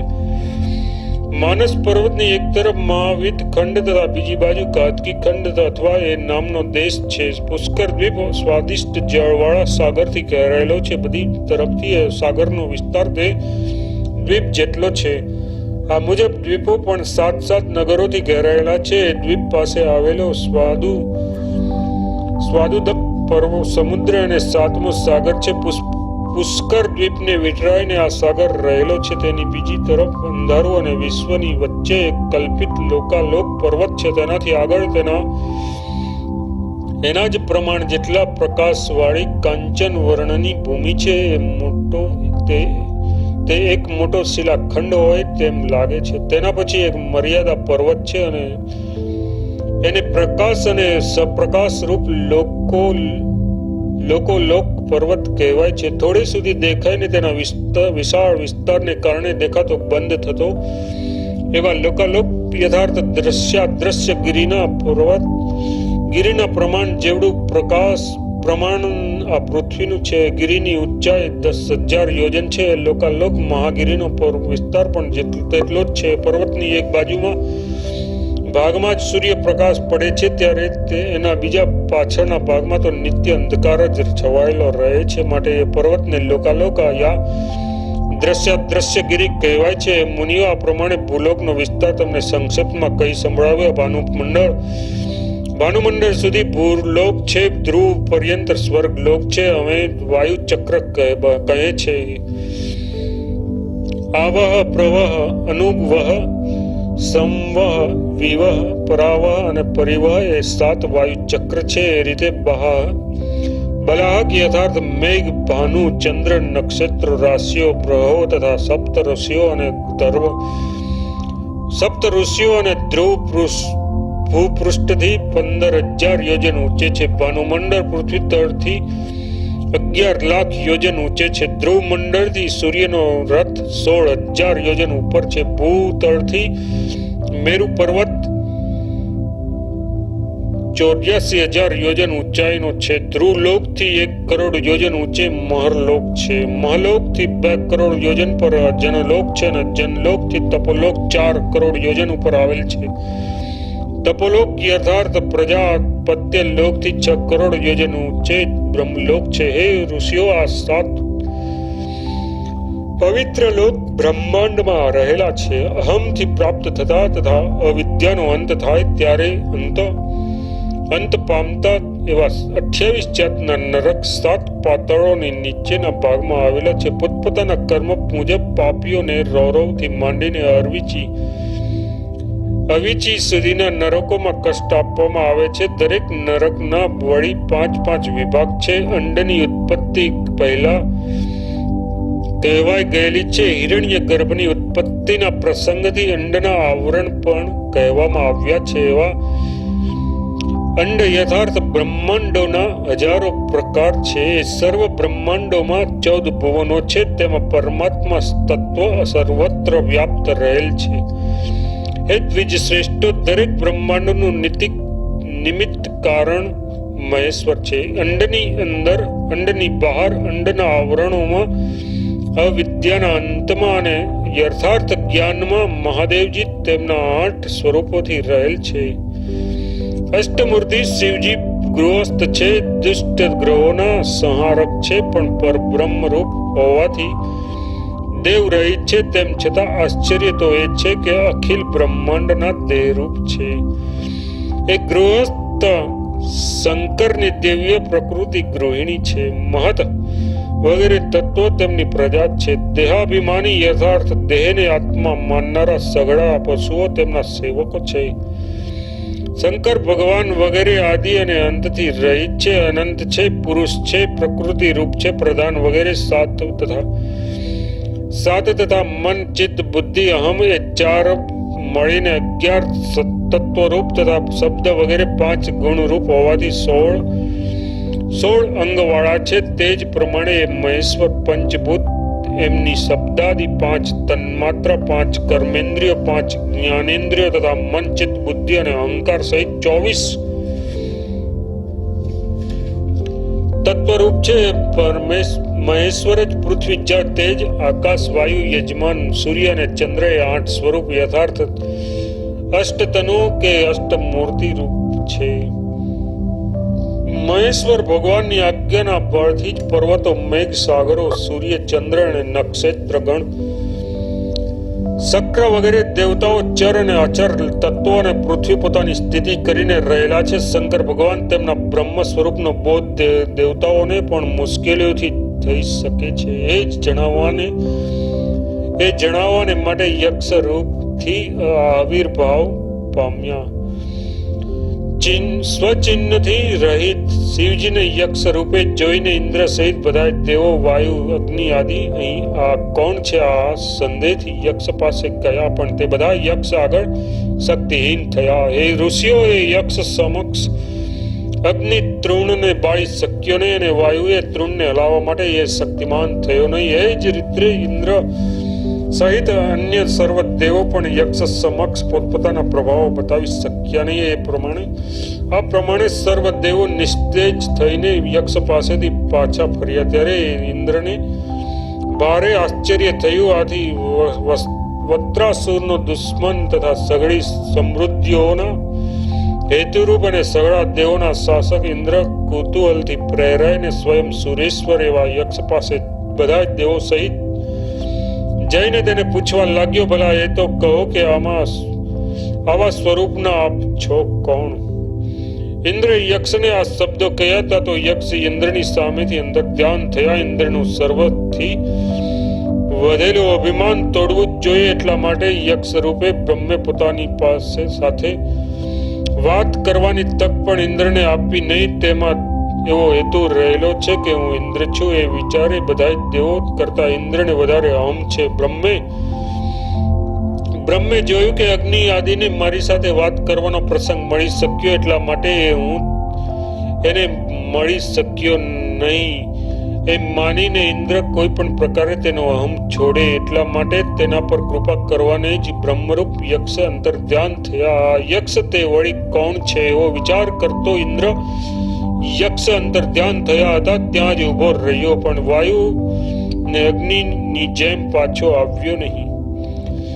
યક્ષમાં ઇન્દ્રની ભક્તિ જોઈને સ્ત્રી વેશ ધારણ કરેલી ઉમા રૂપી વિદ્યા દેવી પ્રગટ થઈ. અત્યંત લાવણ્યમય હિમાલય પુત્રી પાસે ઇન્દ્ર ગયો. સુવર્ણના અનેક અલંકારોથી શોભિત સુંદર મુખવાળા ઉમા પાસે જઈને ઇન્દ્ર તેને પૂછવા લાગ્યા, એ હિસાબ અત્યંત શોભાયમાન એ અંબિકા, કૃપા કરીને કહો કે આ પ્રમાણે દર્શન આપીને અંતર ધ્યાન થનાર યક્ષ દેહધારી એ દેવ કોણ છે? ઇન્દ્રના આવા વચન સાંભળીને ઉમા દેવીએ તેમને કહ્યું, એ યક્ષના રૂપમાં રહેલા દેવ દ્રષ્ટિગોચર નહીં થાય તેવા પરબ્રહ્મ સ્વરૂપ સાક્ષાત સદા શિવ છે. હું એ યક્ષ રૂપ પુરુષની પ્રકૃતિ છું તથા તેની આ જ્ઞાને હંમેશા આધીન છું. આ સુણીને ઇન્દ્ર સહિત બધા દેવતાઓ એ સુર અને અસુરોની પ્રવૃત્તિ રૂપ તથા સિંહની ગતિવાળી લોહિત યથાર્થ શુક્લ લાલ અને કૃષ્ણ વર્ણવાળી યથાર્થ સત્વ રજ ને તમ ગુણ ત્રિગુણાત્મિકા માયા એવી ઉમાની પૂજા કરીને તેને પ્રણામ કર્યા. એ ઋષિઓ એ માયાપતિ શંકર ભગવાનની આજ્ઞાથી બ્રહ્માજીની અંડની ઉત્પત્તિ થઈ. એ અંડથી જ્યોતિગણ યથાર્થ સૂર્ય, ચંદ્ર તથા નક્ષત્રો વગેરે સહિત સઘળા લોકોની ઉત્પત્તિ થઈ. એટલા માટે આ સર્વ સૃષ્ટિ અધ્યાત્મક યથાર્થ શિવ સ્વરૂપ છે.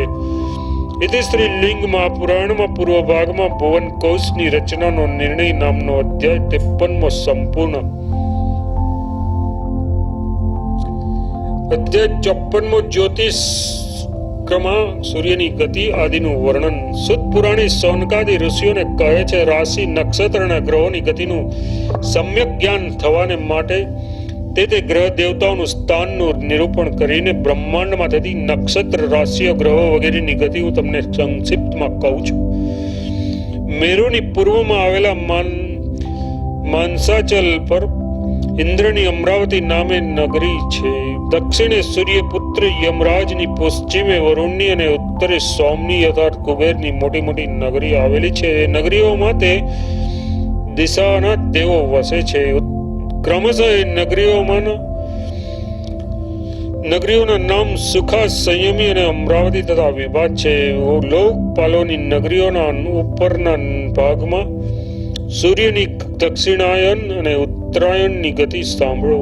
સૂર્ય દક્ષિણાયન થતા તેની ઝડપી ગતિ થાય છે અને રાશિઓમાં તથા નક્ષત્રોમાં સતત પરિભ્રમણ કરે છે. પશ્ચિમ દિશામાં અસ્ત થયા પછી બીજા દિવસે સૂર્યનો ઇન્દ્રની પૂર્વે સામાન્યતઃ ઉદય થાય છે. પછી રાશિઓમાં ભ્રમણ કરતા કરતા કર્ક રાશિમાં આવ્યા બાદ તેની ગતિ ધીમે ધીમે દક્ષિણ દિશા બની થાય છે અને ધન સંક્રાંતિ સુધી તે મુજબ દક્ષિણે સ્વામી યમની સંયમની નગરીને પ્રાપ્ત થયા બાદ જગતના નેત્રરૂપ સર્વવ્યાપી સૂર્ય રાત્રિને અંતે પ્રાતઃકાળે પુનઃ પશ્ચિમે દેખાય છે અને ઉત્તરે અસ્ત થાય છે. હે ઋષિઓ, મેં તમને કહ્યું તેમ સૂર્ય પૂર્વ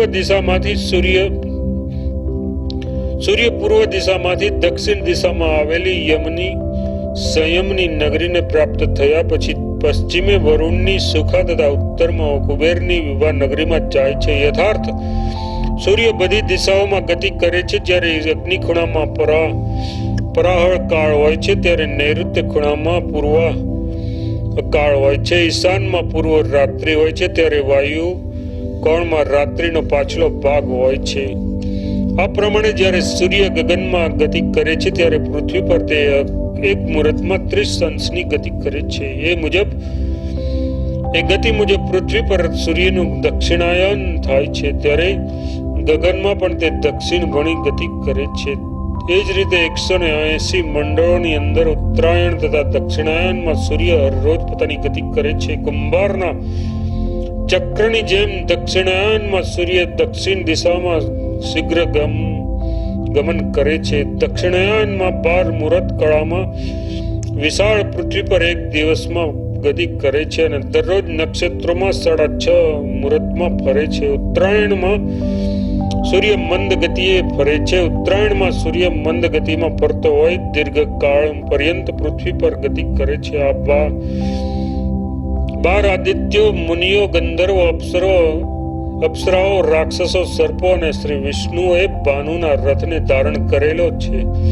સહસ્ત્ર રશ્મિ સૂર્ય આગળથી, પાછળથી, ઉપરથી, નીચેથી પોતાના કિરણો દ્વારા બ્રહ્માજીની દિવ્ય સભાને પ્રકાશે છે. મુનિઓ અને બ્રાહ્મણો દ્વારા સંધ્યા વખતે સૂર્યને આપેલા જળના અર્ઘથી સૂર્ય નિશાચરોને સંહાર કરીને ઉત્તરાયણમાં તેના ઉદય કાળથી આરંભીને 18 મુહૂર્ત બાદ પશ્ચિમમાં ગમન કરે છે. આ 12 મુહૂર્તની રાત્રિ થયા પછી પુનઃરાત્રિનો ઉદય થાય છે. એ પ્રમાણે સૂર્ય મકરમાં સંક્રમણ કરીને મિથુન રાશિમાં જાય છે. યથાર્થ મિથુન સંક્રમણ ઉતરે ત્યાર સુધીના ઉત્તરાયણ કાળમાં લાંબામાં લાંબો દિવસ 18 મુહૂર્તનો અને ટૂંકામાં ટૂંકી 12 મુહૂર્તની રાત્રિ મિથુન સંક્રાંતિના મધ્ય ભાગમાં થાય છે. આમ ધન સંક્રાંતિના મધ્ય ભાગમાં ટૂંકામાં ટૂંકો દિવસ 12 મુહૂર્તનો તથા લાંબામાં લાંબી રાત્રિ 18 મુહૂર્તની થાય છે. કર્ક સંક્રાંતિથી લઈને ધન સંક્રાંતિ સુધીના સમયને દક્ષિણાયન તથા મકર સંક્રાંતિથી મિથુન સંક્રાંતિ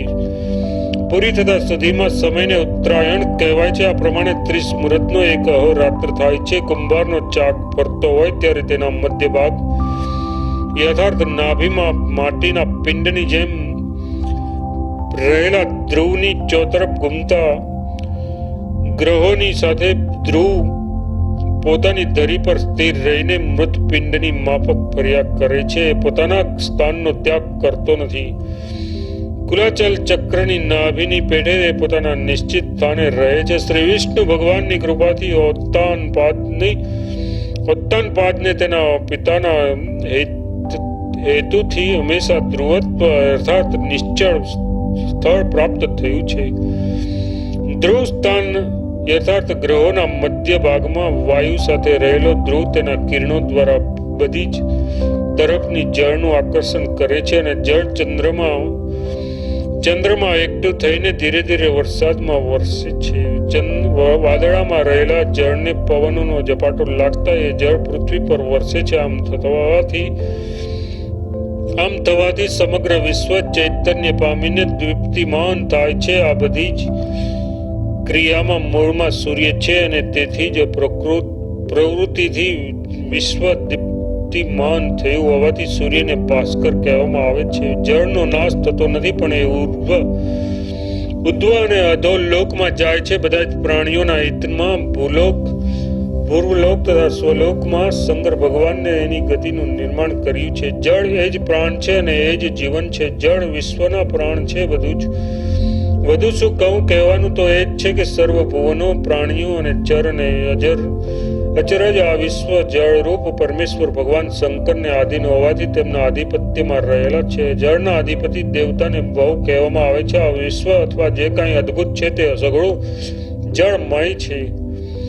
સર્વવ્યાપી પરમાત્મા શ્રી વિષ્ણુનું નારાયણત્વ જળને કારણે જ છે. શ્રી વિષ્ણુનું જગતનું આલય છે તો જળ એ વિષ્ણુનું નિવાસ સ્થાન છે. ચર અને અચર એવી કોઈ પણ વસ્તુ બળવાથી પૃથ્વી પર પેદા થયેલો ધુમાડો ગગનમાં ઊંચે જાય છે. વાયુ, અગ્નિ અને મારુત દ્વારા ઊંચે લઈ જવાયેલો ધૂમ મેઘ થાય છે. એટલા માટે જ ધૂમ, અગ્નિ અને વાયુના સંયોગથી થયેલા તત્વને અભ્ર કહેવાય છે.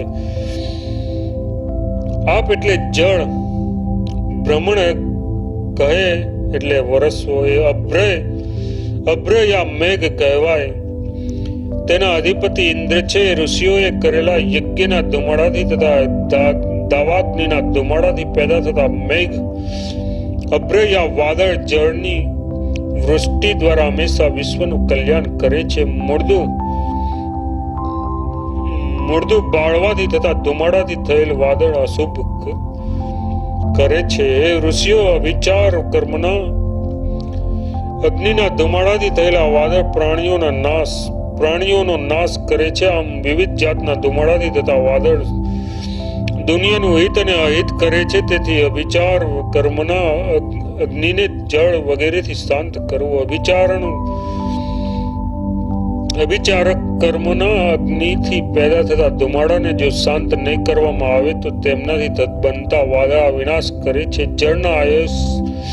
જળના આશ્ચર્ય સ્થાનરૂપ વાદળ ભારત વર્ષમાં જગતના હિત અર્થે વાયુની આજ્ઞાથી જ 6 મહિના વૃષ્ટિ કરે છે. મુનિશ્રેષ્ઠો ગર્જિત વાયુજન્ય વિદ્યુતનું સ્ફુરણ કરતા અને વહીજન્ય અગ્નિથી પેદા થતા વાદળાથી થતી વૃષ્ટિના પ્રકાર 3 છે. જે નીચે પડતા નથી, પતન ભ્રષ્ટ થતા નથી, તેથી મેઘને અભ્ર કહેલા છે. મેઘને યથાર્થ જે સેચન કરે છે તે અભ્રને મેઘ કહેલો છે. અગ્નિ તથા કાષ્ટના સંયોગથી પેદા થાય છે, તેથી મેઘને વાહન કહે છે.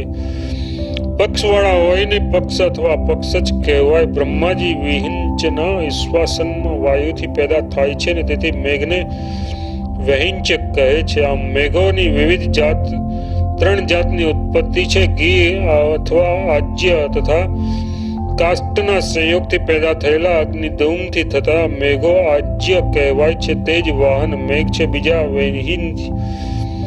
વહિંચ મેઘ બ્રહ્માજીના વિશ્વાસ વાયુથી પેદા થાય છે. ત્યાર પછી ત્રીજા પ્રકારના પક્ષ મેઘ છે. ઇન્દ્રે પર્વતોની કાપી કાઢેલી પાંખથી તેમની ઉત્પત્તિ થયેલી છે. વાહજય મેઘ આવાન નામે વાયુના સ્કંદનો આશરો લે છે. બીજા વહિંચ મેઘ જે બ્રહ્માજીના વાયુથી પેદા થયા છે તથા પુષ્કર અને ત્રીજા પક્ષજ વગેરે મેઘો વહન નામે વાયુનો આશરો લઈને જળ વૃષ્ટિ કરે છે. આ ત્રણેય મેઘ ક્રમશઃ મુખ ગર્જના વાળા તથા પ્રલયકાળી વૃષ્ટિ કરનારા હોય છે. વાહન મેઘ લાંબા સમય પર્યંત જળની જે ધારા વરસાવે છે તે ઠંડા વાયુ વાળા હોય છે. બીજા વૈવિચ મેઘ શ્વાસ જ કહેવાય છે. તે અલ્પ સામર્થ્યોના વિદ્યુતની ગર્જના વિનાના હોય છે. તે પૃથ્વીની 1 કૌંસ અર્થાત 2 માઇલ એટલે કે અર્ધ વ્યુતિ જેટલા ઊંચે અહીં તહીં વહેરે છે. સામાન્યતઃ મેઘ 1 માઇલને અંતરે ઊંચે રહીને વૃષ્ટિ કરે છે. ગિરિવાસી મેઘ પૃથ્વીની 1 યોજન ઊંચાઈથી એમની પ્રકૃતિ પ્રમાણે વીજળીથી યુક્ત પૃથ્વી પર જળની વિપુલ પ્રમાણમાં વૃષ્ટિ કરે છે. આ મુજબ પહેલા તથા બીજા પ્રકારના મેઘોની 3 પ્રકારની વૃષ્ટિ કહીને હવે ત્રીજા જાતના પક્ષ જ મેઘની વૃષ્ટિ કહે છે. ઇન્દ્રે પર્વતોની પાંખો કાપી નાખવાથી ઉત્પન્ન થયેલા વિશાળ પક્ષજ મેઘો દરેક કલ્પમાં પેદા થતા હોય કલ્પ જ કહેવાય છે. પ્રલયંકર વિશાળ વાદળ કલ્પાંતે બધા જ પ્રાણીઓનો વિનાશ કરવાને વૃષ્ટિ કરે છે. પુષ્કર તથા પક્ષજ વગેરે વાદળ જ્યારે જળની વૃષ્ટિ કરે છે ત્યારે બધું જળજળાકાર થઈ જાય છે. સમુદ્રના જળની જેમ ફેલાયેલા એ મહાણમાં બ્રહ્માજીના રાત્રિ કાળે ભગવાન શયન કરે છે. વૈહિચ્ય વાહન અને પક્ષજ મેઘોની જળ વૃષ્ટિ તમામ વસ્તુઓની વૃદ્ધિ કરે છે. વિદ્યુત યથાર્થ વિશાળ વિદ્યુત મેઘો પૌંડ્ર કહેવાય છે. પુંડ્ર દેશમાં થતી વૃષ્ટિ શીત પ્રધાન દેશમાં શીત ધાન્ય આપે છે. તે કરાની વૃષ્ટિ કરે છે. ગંગાજીમાં થયેલી વૃષ્ટિ તે ગાંગૃષ્ટિનું જળ તેમજ પર્વતો પર બીજી નદીઓમાં થયેલી વૃષ્ટિનું જુદું જુદું જળ વાદળથી એકઠું કરીને પરાવહ વાયુઓ મારફત એકથી બીજા પર્વત પર લઈ જવામાં આવે છે. જળ પરાવહ વાયુ હિમાલય પર્વત પર આવે છે. હિમાલયને ઉલ્લંઘીને વાયુ તે જળ ભારતના પ્રદેશોને સમૃદ્ધ કરે છે. ઋષિઓ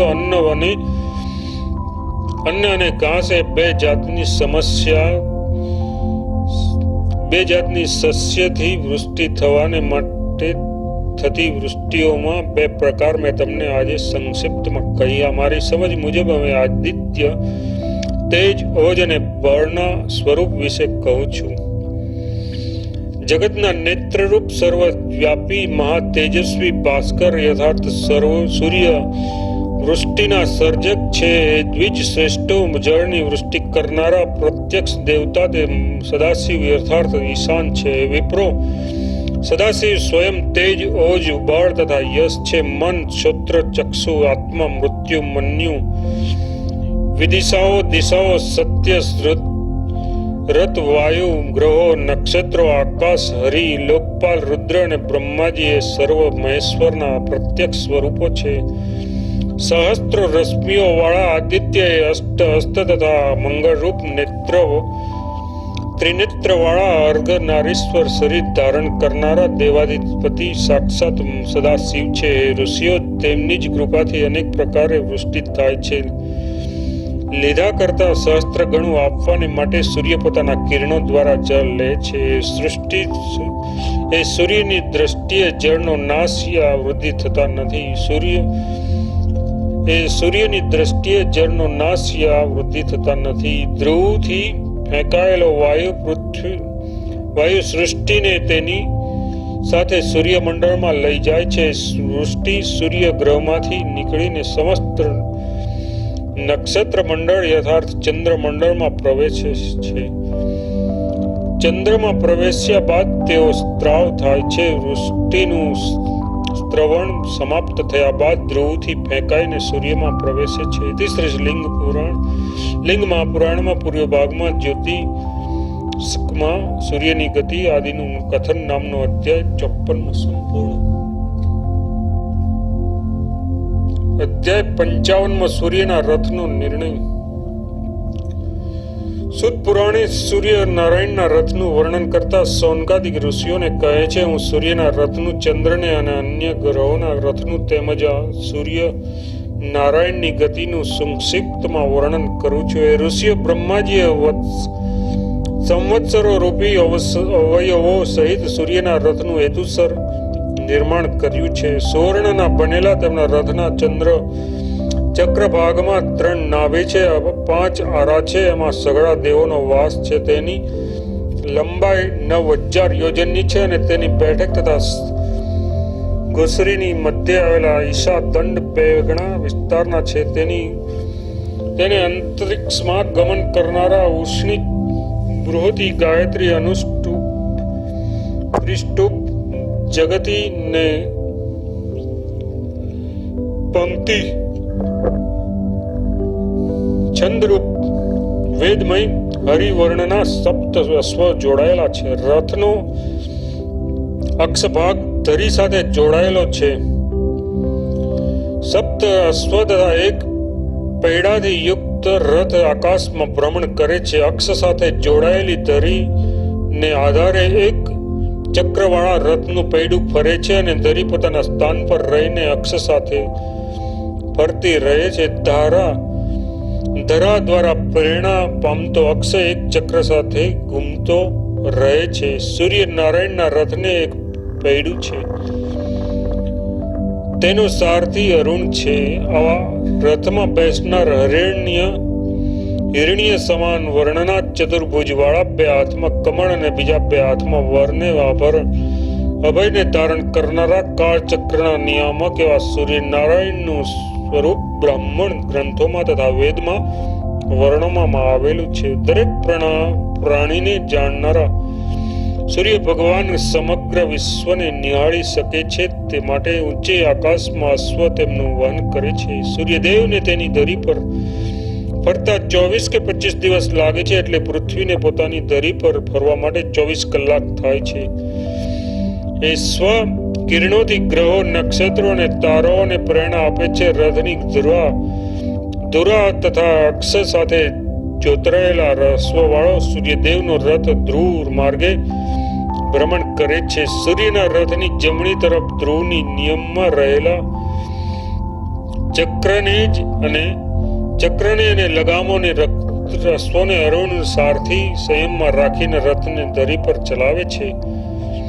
વાયુને લહેરી રૂપ ઘૂસરી અને અક્ષર રહિતનો રથ ખીલા સાથે બાંધેલા રજ્જુ દોરડા સમાન એક ધરી પર રહીને બધી દિશાઓમાં ફરે છે. રથમાં બિરાજેલ સૂર્ય ઉત્તરાયણ તથા દક્ષિણાયન થઈ ગ્રહ મંડળોમાં પરિભ્રમણ કરે છે. દેવતાઓને મુનિઓ ભાસ્કરરૂપ સદાશિવનું દિવસ રાત સતત પૂજન કરતા રહે છે. 2 મહિના સુધી ક્રમશઃ સૂર્યમાં નિવાસ કરીને ભાસ્કરરૂપ શંકર ભગવાનને સ્વતેજથી વૃદ્ધિ કરે છે. સ્વરચિત સ્તોત્રોથી મુનિઓ સૂર્ય રવિનું સ્તવન કરે છે. ગંધર્વો અપ્સરાઓ ગીતો તથા નૃત્યોથી તેની ઉપાસના કરે છે. સૂર્યનું વહન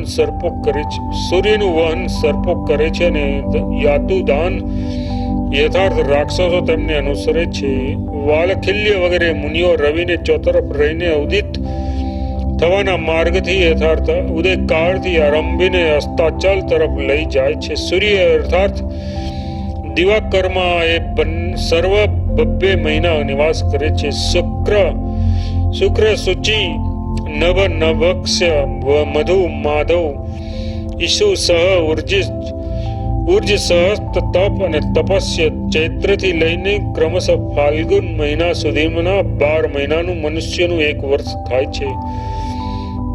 વસંત, ગ્રીષ્મ, વર્ષા, શરદ, હેમંત અને શિશિરે 6 ઋતુઓ બંને 2 મહિનાઓની થાય છે. મિત્ર વરુણ, ઇન્દ્ર, વિવિશ્વાન, ધાતા અર્થમાં પૂષા, પૂર્જન્ય, અંશુ, ભગ, ત્વષ્ટા અને વિષ્ણુ એ 12 આદિત્યો છે. વશિષ્ઠ, અંગિરા, અત્રિ, પુલસ્થ, ભૃગુ, ગૌતમ, ભારદ્વાજ, ક્રતુ, કશ્યપ, જમદગ્નિ અને કૌશિક એ 12 ઋષિઓ છે.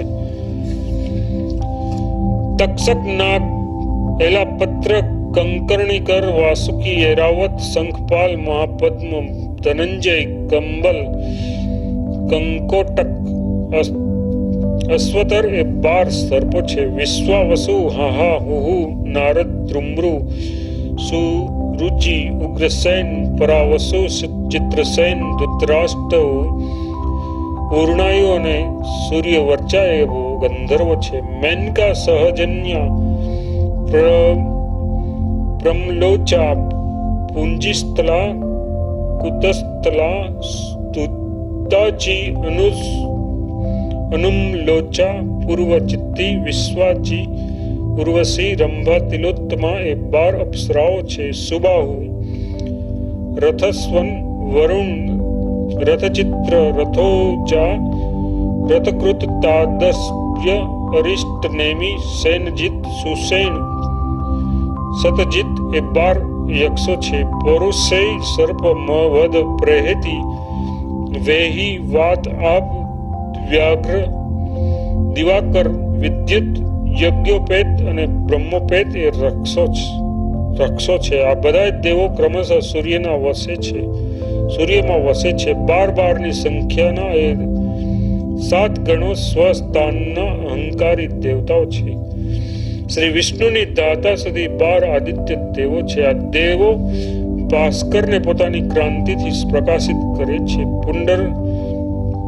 પુલસ્ત્યથી માંડીને કૌશિક સુધીના 12 મુનિ વર્યો સ્તોત્રોથી ક્રમશઃ ભાનુની સ્તુતિ કરે છે. વાસુકીથી અશ્વતર સુધીના 12 નાગો આદિત્ય રૂપે મહાન દેવતાઓને ક્રમશઃ અનુક્રમે વહન કરે છે. તુમ્રુથી સૂર્ય વર્ચા સુધીના 12 ગંધર્વો તેમના ગાયનોથી અને તેની ઉપાસના કરે છે. કુતસ્થલાથી રંભા લગીની 12 દિવ્ય અપ્સરાઓ ક્રમશઃ પોતાના મનોહર નૃત્યોથી ભાસ્કરનું મનોરંજન કરે છે. રથકૃતથી માંડીને સત્વજીત સુધીના 12 યક્ષો સૂર્યનારાયણની ચોતરફ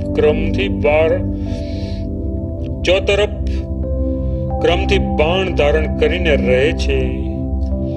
હેતીથી માંડીને યજ્ઞોપેત સુધીના 12 રક્ષ પ્રત્યેક 2 મહિને 2 ના જૂથમાં શસ્ત્રો સહિત સૂર્યમાં રહે છે. આ મુજબ દાતાએ અર્યમાં એ 2 આદિત્ય દેવો, પુલ અને પુલસ્ત્ય 2 ઋષિઓ, વાસુકી ને કંકર્ણિકર એ બંને સર્પો, તુમ્રુ અને નારદ એ 2 ગંધર્વો, કુતસ્થલા તથા પુંડકસ્થલા એ 2 અપ્સરાઓ, રથોજા અને રથુકૃત એ 2 યક્ષો, હેતી ને પ્રેહેતી એ 2 ધાનુધાન રથો, ધાતુધાન રક્ષો, ઉપયુક્ત દેવ સમુદાય વસંત ઋતુમાં સૂર્યમાં ચૈત્ર અને વૈશાખ મહિનામાં નિવાસ કરે છે. એ જ પ્રમાણે વરુણ તથા મિત્ર એ 2 આદિત્ય, વશિષ્ઠ ને અત્રિ એ બંને ઋષિઓ, તક્ષક અને નાગ એ 2 સર્પો, મેનકા અને સહજન્યા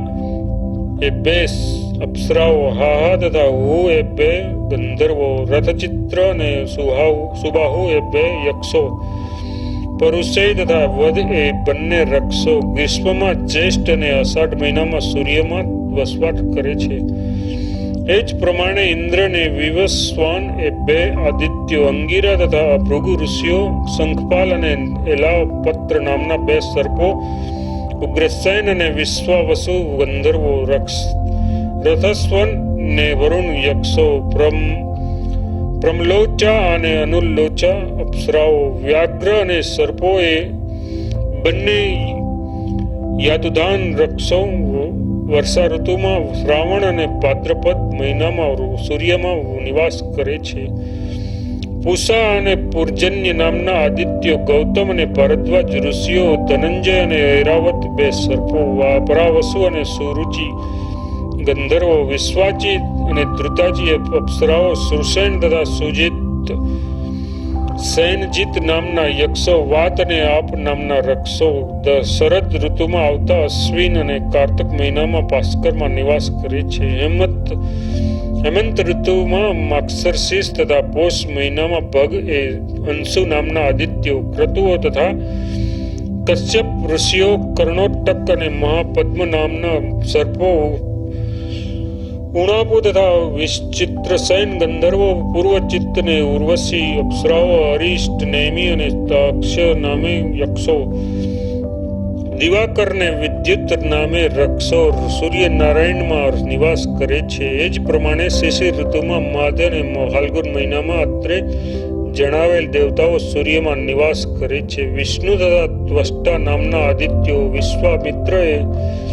વિશ્વામિત્ર ને જમદગ્નિ ઋષિઓ, કદ્રુના પુત્ર કંબલ તથા અશ્વતર નામના સર્પો, સૂર્યવર્ચા અને ધૃતરાષ્ટ્ર ગંધર્વો, રંભા અને તિલોત્તમા અપ્સરાઓ, સત્યજીત અને રથજીત 2 યક્ષો, યજ્ઞોપેત અને બ્રહ્માપેત નામે રક્ષો સૂર્યમાં નિવાસ કરે છે. આ સર્વ દેવતાઓ ક્રમશઃ બંને મહિના નિવાસ કરે છે. 12 ની સંખ્યાના આ 7 ગણો પોતપોતાના સ્થાનમાં અભિમાની દેવતા છે. પોતાના શ્રેષ્ઠ તેજથી આ દેવો સૂર્યના તેજની વૃદ્ધિ કરે છે. સ્વરચિત સ્તોત્રો સ્તુતિઓથી ઋષિઓ રવિની સ્તુતિ કરે છે. અપ્સરાઓ અને ગંધર્વો તેમના ગીત નૃત્યથી સૂર્યની સેવા કરે છે. યક્ષો બાણ ધારણ કરે છે. સર્પો સૂર્યને વહન કરે છે. યક્ષો તે રક્ષણ માટે તેમની પાછળ પાછળ ચાલીને તેમને અનુસરે છે. વાલખિલ્ય વગેરે મુનિ વર્ષો ભાસ્કરને ઉદયાચલથી અસ્તાચલ તરફ લઈ જાય છે. આ દેવોના તપ, યોગ, મંત્ર, તેજ, ધર્મ તથા બળથી પ્રદીપ્ત થઈને સૂર્ય પ્રજ્વલિત રહે છે. આ બધા જ દેવો 2 મહિના અર્થાત વસંત આદિ 6 ઋતુઓમાં રવિમાં ક્રમશઃ નિવાસ કરે છે. દેવતાઓ, ઋષિઓ, સર્પો, ગંધર્વો, યક્ષો, રક્ષો અને અપ્સરાઓ તપે છે, પ્રકાશે છે, વર્ષે છે, પ્રાણીઓ સર્જે છે. તેઓ પ્રાણીઓના શુભ કર્મોનો નાશ કરે છે. મનુષ્યોને આ દેવો શુભ ફળ આપે છે. તેમના જે દુષ્કર્મો હોય તો તેમનો નાશ કરે છે. ઈચ્છા પ્રમાણે ગતિ કરનારા એ દેવો વાયુના જેવી ગતિવાળા દિવ્ય વિમાનમાં વિહરે છે. હે ઋષિઓ, આ દેવો વરસાવવા અને પ્રકાશિત થતા અને ચિત્તને આનંદ દેતા રહીને રવિની ચોતરફ પ્રત્યેક દિવસ ભ્રમણ કરે છે અને સઘળા પ્રાણીઓને વિનાશથી બચાવીને રક્ષણ કરે છે. સ્વસ્થાનના અહંકારી દેવતાઓનું હાલમાં જે સ્થાન છે તે ભૂતકાળના મન્વંતરોમાં કહ્યું હતું અને ભવિષ્યમાં થનાર મન્વંતરોમાં એ રહેશે. આ 7ના સમુદાયમાં રહેલ દેવતાઓ 2 ના ક્રમે એક ઋતુમાં 14ની સંખ્યાથી રવિમાં રહે છે. યથાર્થ દરેક ઋતુમાં 2 આદિત્ય, 2 ઋષિ, 2 સર્પ, 2 ગંધર્વ, 2 અપ્સરાઓ, 2 યક્ષ, 2 રક્ષ ભાસ્કરમાં નિવાસ કરીને 14 મન્વંતરના કાળમાં રહે છે. એ પ્રતાપી મનુવર્યો, દેવાદિદેવનું આ વૃત્તાંત મેં કહેલું હતું તે મુજબ સંક્ષિપ્ત અને ક્યાંક વિસ્તૃત રીતે તમને કહ્યું. 12 જૂથમાં રહેલા સપ્ત સ્થાનાભિમાની દેવતાઓ ક્રમશઃ 2 મહિના સૂર્યમાં નિવાસ કરે છે. એક પૈડાના સૂર્યના રથને 7 અવિનાશી અશ્વ જોડેલા છે. રથમાં આરૂઢ થઈને સૂર્ય વેગીલી ગતિ કરે છે. એક ચક્રવાળા અને 7 અશ્વના રથથી ગગનમાં ભ્રમણ કરીને ભાસ્કર 7 સાગરને મેખલા વાળી અને 7 દ્વીપ વાળી પૃથ્વીને એક અહોરાત્રમાં ઓળંગી જાય છે. ઇતિ શ્રી લિંગ મહાપુરાણમાં પૂર્વ ભાગમાં સૂર્યના રથનો નિર્ણય નામનો 55મો અધ્યાય સંપૂર્ણ. અધ્યાય 56મો ચંદ્રના રથનું વર્ણન. સોમનાથ રથનું વર્ણન કરતા સૂર્ય પુરાણી સૌનક વગેરે ઋષિઓ કહે છે પોતાની વિધિઓનો આશ્રય કરીને પોતાના માર્ગે ગતિ કરતા અશ્વિની આદિ નક્ષત્રોમાં ચંદ્ર સ્વરથમાં બેસીને ક્રમશઃ ભ્રમણ કરે છે. ચંદ્રમાનો રથ 3 પૈડાનો છે. આ રથની ડાબી અને જમણી તરફ અશ્વ જોડાયેલા હોવાથી બંને તરફ અશ્વથી યુક્ત હોવાનું કહે છે. આ રથના 3 પૈડાને 100 આરા છે. રથને મનના જેવા વેગીલા શુક્લ વર્ણના હષ્ટપુષ્ટ દિવ્ય રથ અશ્વ જોડાયેલા છે. શુભ્ર કિરણો વાળા ચંદ્ર જળમય ધવલ કિરણો સહિત દેવતાઓ તથા પિતૃની સાથે આ રથ દ્વારા આકાશમાં ભ્રમણ કરે છે. શુદ્ધ શુક્લ પક્ષની આદિ તિથિ પ્રતિપદાએ સૂર્યના અગ્રભાગમાં રહીને ચંદ્ર દરરોજ સતત ગતિ કરતો રહે છે.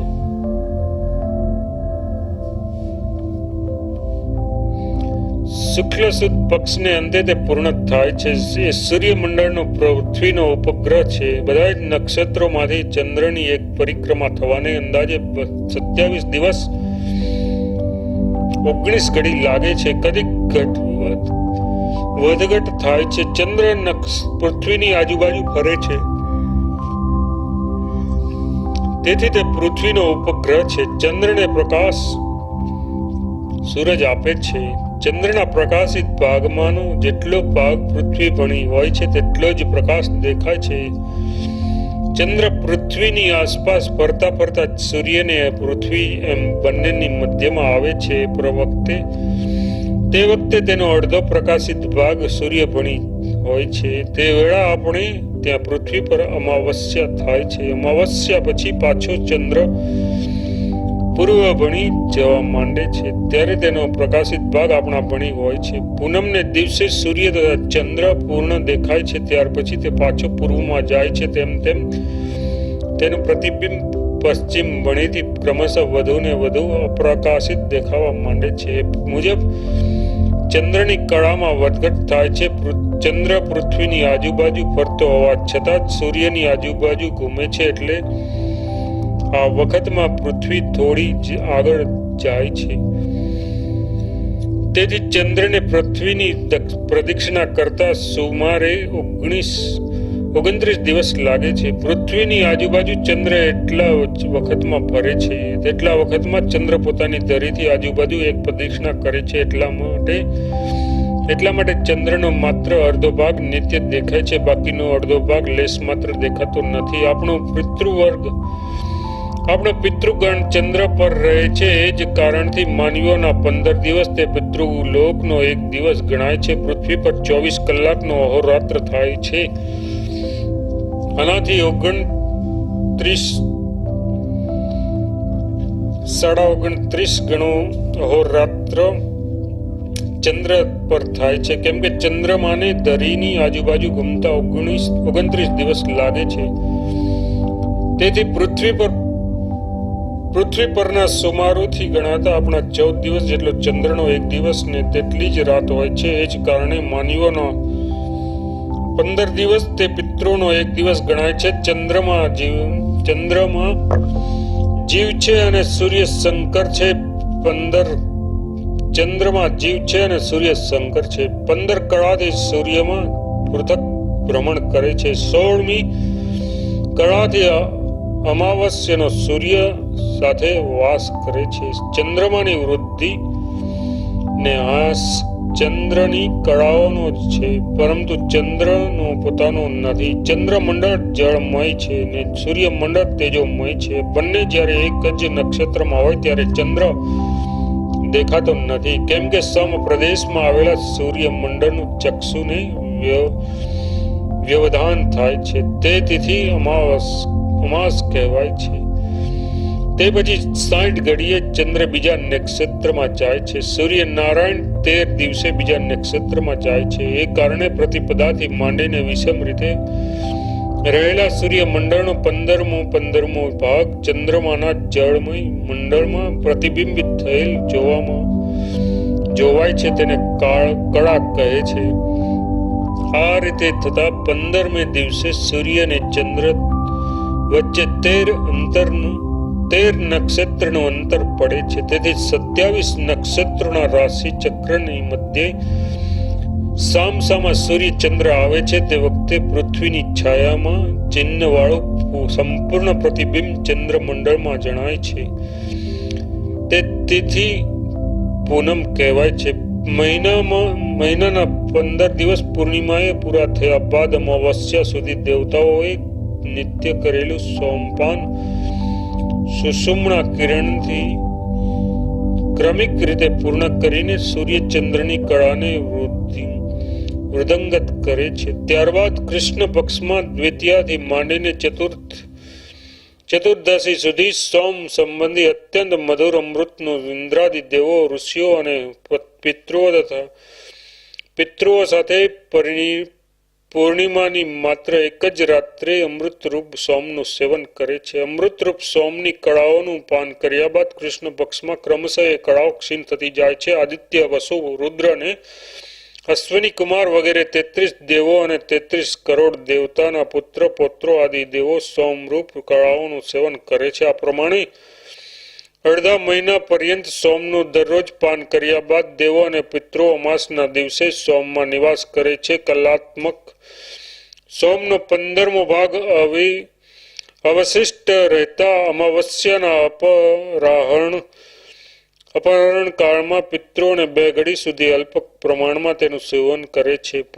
પૂનમને દિવસે પિતૃઓને કળાત્મક સોમપાન કર્યું હોય છે તે અમાસ સુધી ક્ષીણ થતા તે દિવસે જે ભાગ અવિષ્ટ રહે છે તે 15મો ભાગ કહેવાય છે. તે ક્ષીણ થયા બાદ શુક્લ પક્ષમાં પૂર્ણિમાને દિવસે 15 કળાઓ પૂરી થતા પછી કૃષ્ણ પક્ષની પ્રતિપદાના દિને 16 કળાઓથી ચંદ્ર પુનઃ પૂર્ણ થાય છે. એ પ્રમાણે બંને શુક્લ અને કૃષ્ણ પક્ષના આદિમાં ચંદ્રની વૃદ્ધિને લઈ ક્ષય પામતી કળાઓ કહેવાય છે. સૂર્યના નિમિત્તથી શુક્લ પક્ષમાં ચંદ્ર કળાઓની વૃદ્ધિ થતી હોય છે.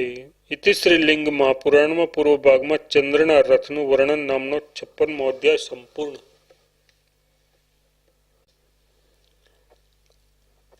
અધ્યાય 57 બુધ આદિ ગ્રહોના રથો તથા જ્યોતિષ્ક્રમમાં તેનું ગતિ.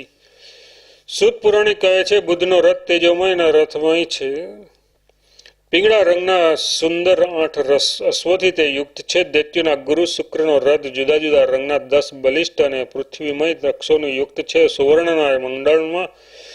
સુવર્ણના મંગળના અત્યંત સુંદર રથને 8 અશ્વ જોડાયેલા છે. ગુરુનો રથ સુવર્ણનો છે અને 8 અશ્વથી યુક્ત છે. શનિનો રથ લોખંડનો છે. કાળા રંગના 10 જળમય અશ્વ તેને જોડાયેલા છે. સૂર્ય નારાયણના દુશ્મન રાહુનો રથ 8 અશ્વ વાળો હોવાનું કહેવાયેલું છે. સર્વ ગ્રહો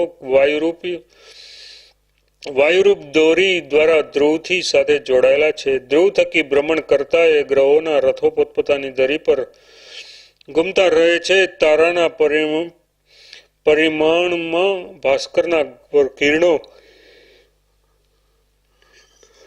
એ બધા ધ્રુવ સાથે જોડાઈને ભ્રમણ કર્યા કરે છે. ધ્રુવને પોતાની ધરી પર ભ્રમણ કરાવે છે. વાયુમંડળથી પ્રેરીને તારાઓ અલાત ચક્ર અથવા ઉંબાડિયું ગોળ ગોળ ફેરવવામાં આવે તેમ પોતાની ધરી પર પ્રકાશિત થઈને ઘૂમે છે. જ્યોતિષ્ક્રમ જે વાયુથી ફર્યા કરે છે તે વાયુને પ્રવાહ કહે છે. એ વાયુને કારણે સૂર્ય, નક્ષત્રો, ગ્રહો અને તારાગણ શિવલિંગના દર્શન કરવાને માટે ગગનમાં ઉદ્ધવમુખ અને અભિમુખ થઈને ચક્રાકારે ધ્રુવને આધારે પોતાની ધરી પર ફરે છે. સૂર્યનો મધ્ય ભાગ 9000 યોજનના વિસ્તારનો છે. તેના મંડળમાં પ્રમાણથી તેના વિસ્તાર 3 ગણો છે. સૂર્યના વિસ્તારથી ચંદ્રનો વિસ્તાર 2 ગણો છે. રાહુનો વિસ્તાર સૂર્ય અને ચંદ્રના વિસ્તાર જેટલો હોવાથી તે તેના અડધા ભાગે રહીને ગતિ કરે છે. તેને મંડલાકૃતિ વાળી પૃથ્વીની છાયાને ગ્રહણ કરે છે. રાહુનું જે તમોમય સ્થાન છે તે ગ્રહ મંડળમાં 3જું સ્થાન છે. ચંદ્રના 16મા ભાગ જેટલો શુક્રનો વિસ્તાર છે. શુક્રના વિસ્તારથી ભાગ જેટલો ઓછો વિસ્તાર બૃહસ્પતિનો છે. શનિ તથા મંગળનો વિસ્તાર બૃહસ્પતિના વિસ્તાર પ્રમાણથી પાપા ભાગ જેટલો ઓછો છે. મંગળ અને શનિ એ બંનેના મંડળ વિસ્તારથી પા ભાગ જેટલો ઓછો વિસ્તાર બુધનો છે. પ્રકાશરૂપ દેહવાળા તારાઓ અને અશ્વની વગેરે નક્ષત્રોના વિસ્તારને બુધના મંડળના વિસ્તાર જેટલો માનવો. એકબીજાથી ઉત્તરતી કોટીના નક્ષત્ર રૂપ અસંખ્ય તારલાઓ અને એકબીજાથી 500, 400, 300 અને 200 યોજનના વિસ્તારના અંતરે રહેલા જાણવા. બધા જ તારાઓ તથા નક્ષત્રોથી ઉપર 2-2 યોજનના વિસ્તારના નાના તારા મંડળો છે. તેમનાથી નાના આકારના યથાર્થ 2 યોજનના વિસ્તાર પ્રમાણથી નાના અન્ય તારાઓ નથી. તેમનાથી ઉપર દૂર ગતિ કરનારા મંદચારી શનીશ્વર, ગુરુ તથા મંગળ એ 3 ગ્રહો છે. વળી તેમની નીચે બીજા સોમ, સૂર્ય, બુધ અને શુક્ર શીઘ્ર ગતિ કરનારા મોટા 4 ગ્રહો છે. જે તારા મંડળોના સમૂહને નક્ષત્રો થયેલા છે. એવા કોટી તારા સમૂહના તારા નક્ષત્રોની સંખ્યા કે જેટલા કરોડો સૂક્ષ્મ તારલાઓ ધ્રુવના નિયમ મુજબ નક્ષત્રોના તારા મંડળોના માર્ગમાં નિશ્ચળ સ્થિતિ કરીને રહેલા છે. સૂર્યનારાયણના 7 અશ્વોની ગતિ ઉચ્ચ ને નીચના ક્રમથી કહેવામાં આવી છે. ઉત્તરાયણના માર્ગમાં ચંદ્રમા રહેલો હોય છે ત્યારે ઉચ્ચત્વને કારણે પૂનમને દિને દેખાય છે. એ રીતે નીચ વીતિનો આશરો લઈને દક્ષિણાયનમાં રહેલો સૂર્ય પૂર્ણિમા અને અમાવસ્યાના દિવસે ભૂમિરેખાની આવૃત થવાને કારણે શીઘ્ર અસ્ત થાય છે. અમાવસ્યાને દિવસે સૂર્ય તથા ચંદ્રમા એક જ નક્ષત્રમાં હોય છે. તે દિવસે સૂર્યને પૃથ્વીની મધ્યે ચંદ્રમા આવતો હોય તેના જે ભાગ પર સૂર્યને પ્રકાશ પડે તે ભાગ પૃથ્વી તરફ નથી રહેતો. તેથી જાણે ચંદ્રમા છે જ નહીં એવું લાગે છે. એટલા માટે અમાસે ચંદ્રમા દેખાતો નથી. વિષુવ દિવસ યથાર્થ તુલા અને મેષ સંક્રાંતિના દિવસે ભાસ્કર અને ચંદ્રમાનો ઉદય તથા અસ્તકાળ સરખા હોય છે. દિવસ અને રાત સરખી ઘડીવાળા હોય છે. યથાર્થ 30 ઘડીનો દિવસ અને 30 ઘડીની રાત થાય છે. ઉત્તરા વિધિમાં વિષમ કાળથી સૂર્ય અને ચંદ્રમાનો ઉદય અસ્ત થાય છે. જ્યોતિષ ચક્રનું અનુવર્તન કરનાર સૂર્ય અને ચંદ્રમાના એ કાળ પૂનમ અને અમાસના દિવસ જાણવા. એ દિવસે સૂર્યનારાયણ ને ચંદ્રના ઉદય અસ્તકાળ વિષમ હોય છે. દક્ષિણાયનના સૂર્ય બધા જ ગ્રહોના અડધા ભાગે થઈને ભ્રમણ કરે છે. પોતાના મંડળને વિસ્તૃત કરીને ચંદ્ર તેના ઉપરના ભાગમાં રહીને ગતિ કરે છે. બધા જ નક્ષત્રોમાં તારા મંડળ સોમથી ઉપલા ભાગમાં રહીને ફરે છે. નક્ષત્રોથી ઉપલા ભાગમાં બુદ્ધ અને બુદ્ધથી ઉપર રહીને શુક્ર ભ્રમણ કરે છે. મંગળ શુક્રથી ઉપરના ભાગમાં રહીને ગતિ કરે છે. બૃહસ્પતિથી ઉપર શનીશ્વર અને શનીશ્વરની ઉપર સપ્તર્ષિઓનું મંડળ છે અને સપ્તર્ષિઓના ઉપરના ભાગે ધ્રુવ પોતાની સ્થિતિ કરીને રહેલા છે. એ વિષ્ણુલોકનું શ્રેષ્ઠ જ્ઞાન પ્રાપ્ત કરીને મનુષ્ય પાપ મુક્ત થાય છે. અત્રે ઉપયુક્ત જણાવેલો ક્રમ ગ્રહો નક્ષત્રો તથા તારલાઓ એકબીજાને સહસ્ત્રો યોજન ઉપર છે એવું સૂચવે છે. સૂર્ય અને ચંદ્ર વગેરે ગ્રહો દિવ્ય તેજથી યુક્ત હોવાથી નક્ષત્રોમાં અને રાશિઓમાં હંમેશા નિત્ય ભ્રમણ કરે છે. સૂર્યાદિ ગ્રહો નક્ષત્રો અને તારાઓમાં ઉચ્ચ નીચ તથા રજુ ભાવે રહેલા છે. એમનો એકબીજા સાથે થતો સમાગમ અને એકબીજા સાથેના બીજા સ્થાનમાં થતું તેમનું ગમન એક સાથે જોવામાં આવે છે. તે એક જ વખતે નિહાળી શકાય છે. સંવત્સર વગેરે ભેદથી 6 ઋતુઓ 5 પ્રકારે પરિવર્તન પામે છે. પરસ્પર એકબીજાનો આશરો લઈને રહે છે. એક ઋતુ પૂરી થયા પછી તરત બીજી ઋતુઓ તેની સાથે જોડાઈ જાય છે. તેમનું એ પરસ્પરનું જોડાણ વિશુદ્ધ હોય છે. ઋષિવર્યો સૂર્ય વગેરે ગ્રહોની ગતિ મેં જેવી સાંભળી અને જાણેલી હતી તે ટૂંકમાં તમને કહી છે. શ્રી રામચંદ્રજીએ શૃંગવેર નગરના આધિપત્ય પદે ગૃહનો અભિષેક કર્યો હતો તથા રુદ્રે દેવતાઓના સેનાપતિ પદે કાર્તિક સ્વામીને સ્થાપ્યા હતા. તે જ રીતે પદ્મયોની અને બ્રહ્માજી 1000 કિરણવાળા સૂર્યનારાયણને બધા જ ગ્રહોના સ્વામી પદે અભિવ્યક્ત કર્યા છે. પોતાના સઘળા શુભ કાર્યો સફળ કરવા માટે તથા આદિત્ય વગેરે ગ્રહોથી થતી પીડાનું નિવારણ કરવા માટે સત્પુરુષોએ શાસ્ત્રોક્ત વિધિ પ્રમાણે ગ્રહોનું પૂજન કરવું અને તેમને ઉદ્દેશીને અગ્નિમાં હોમ કરવો.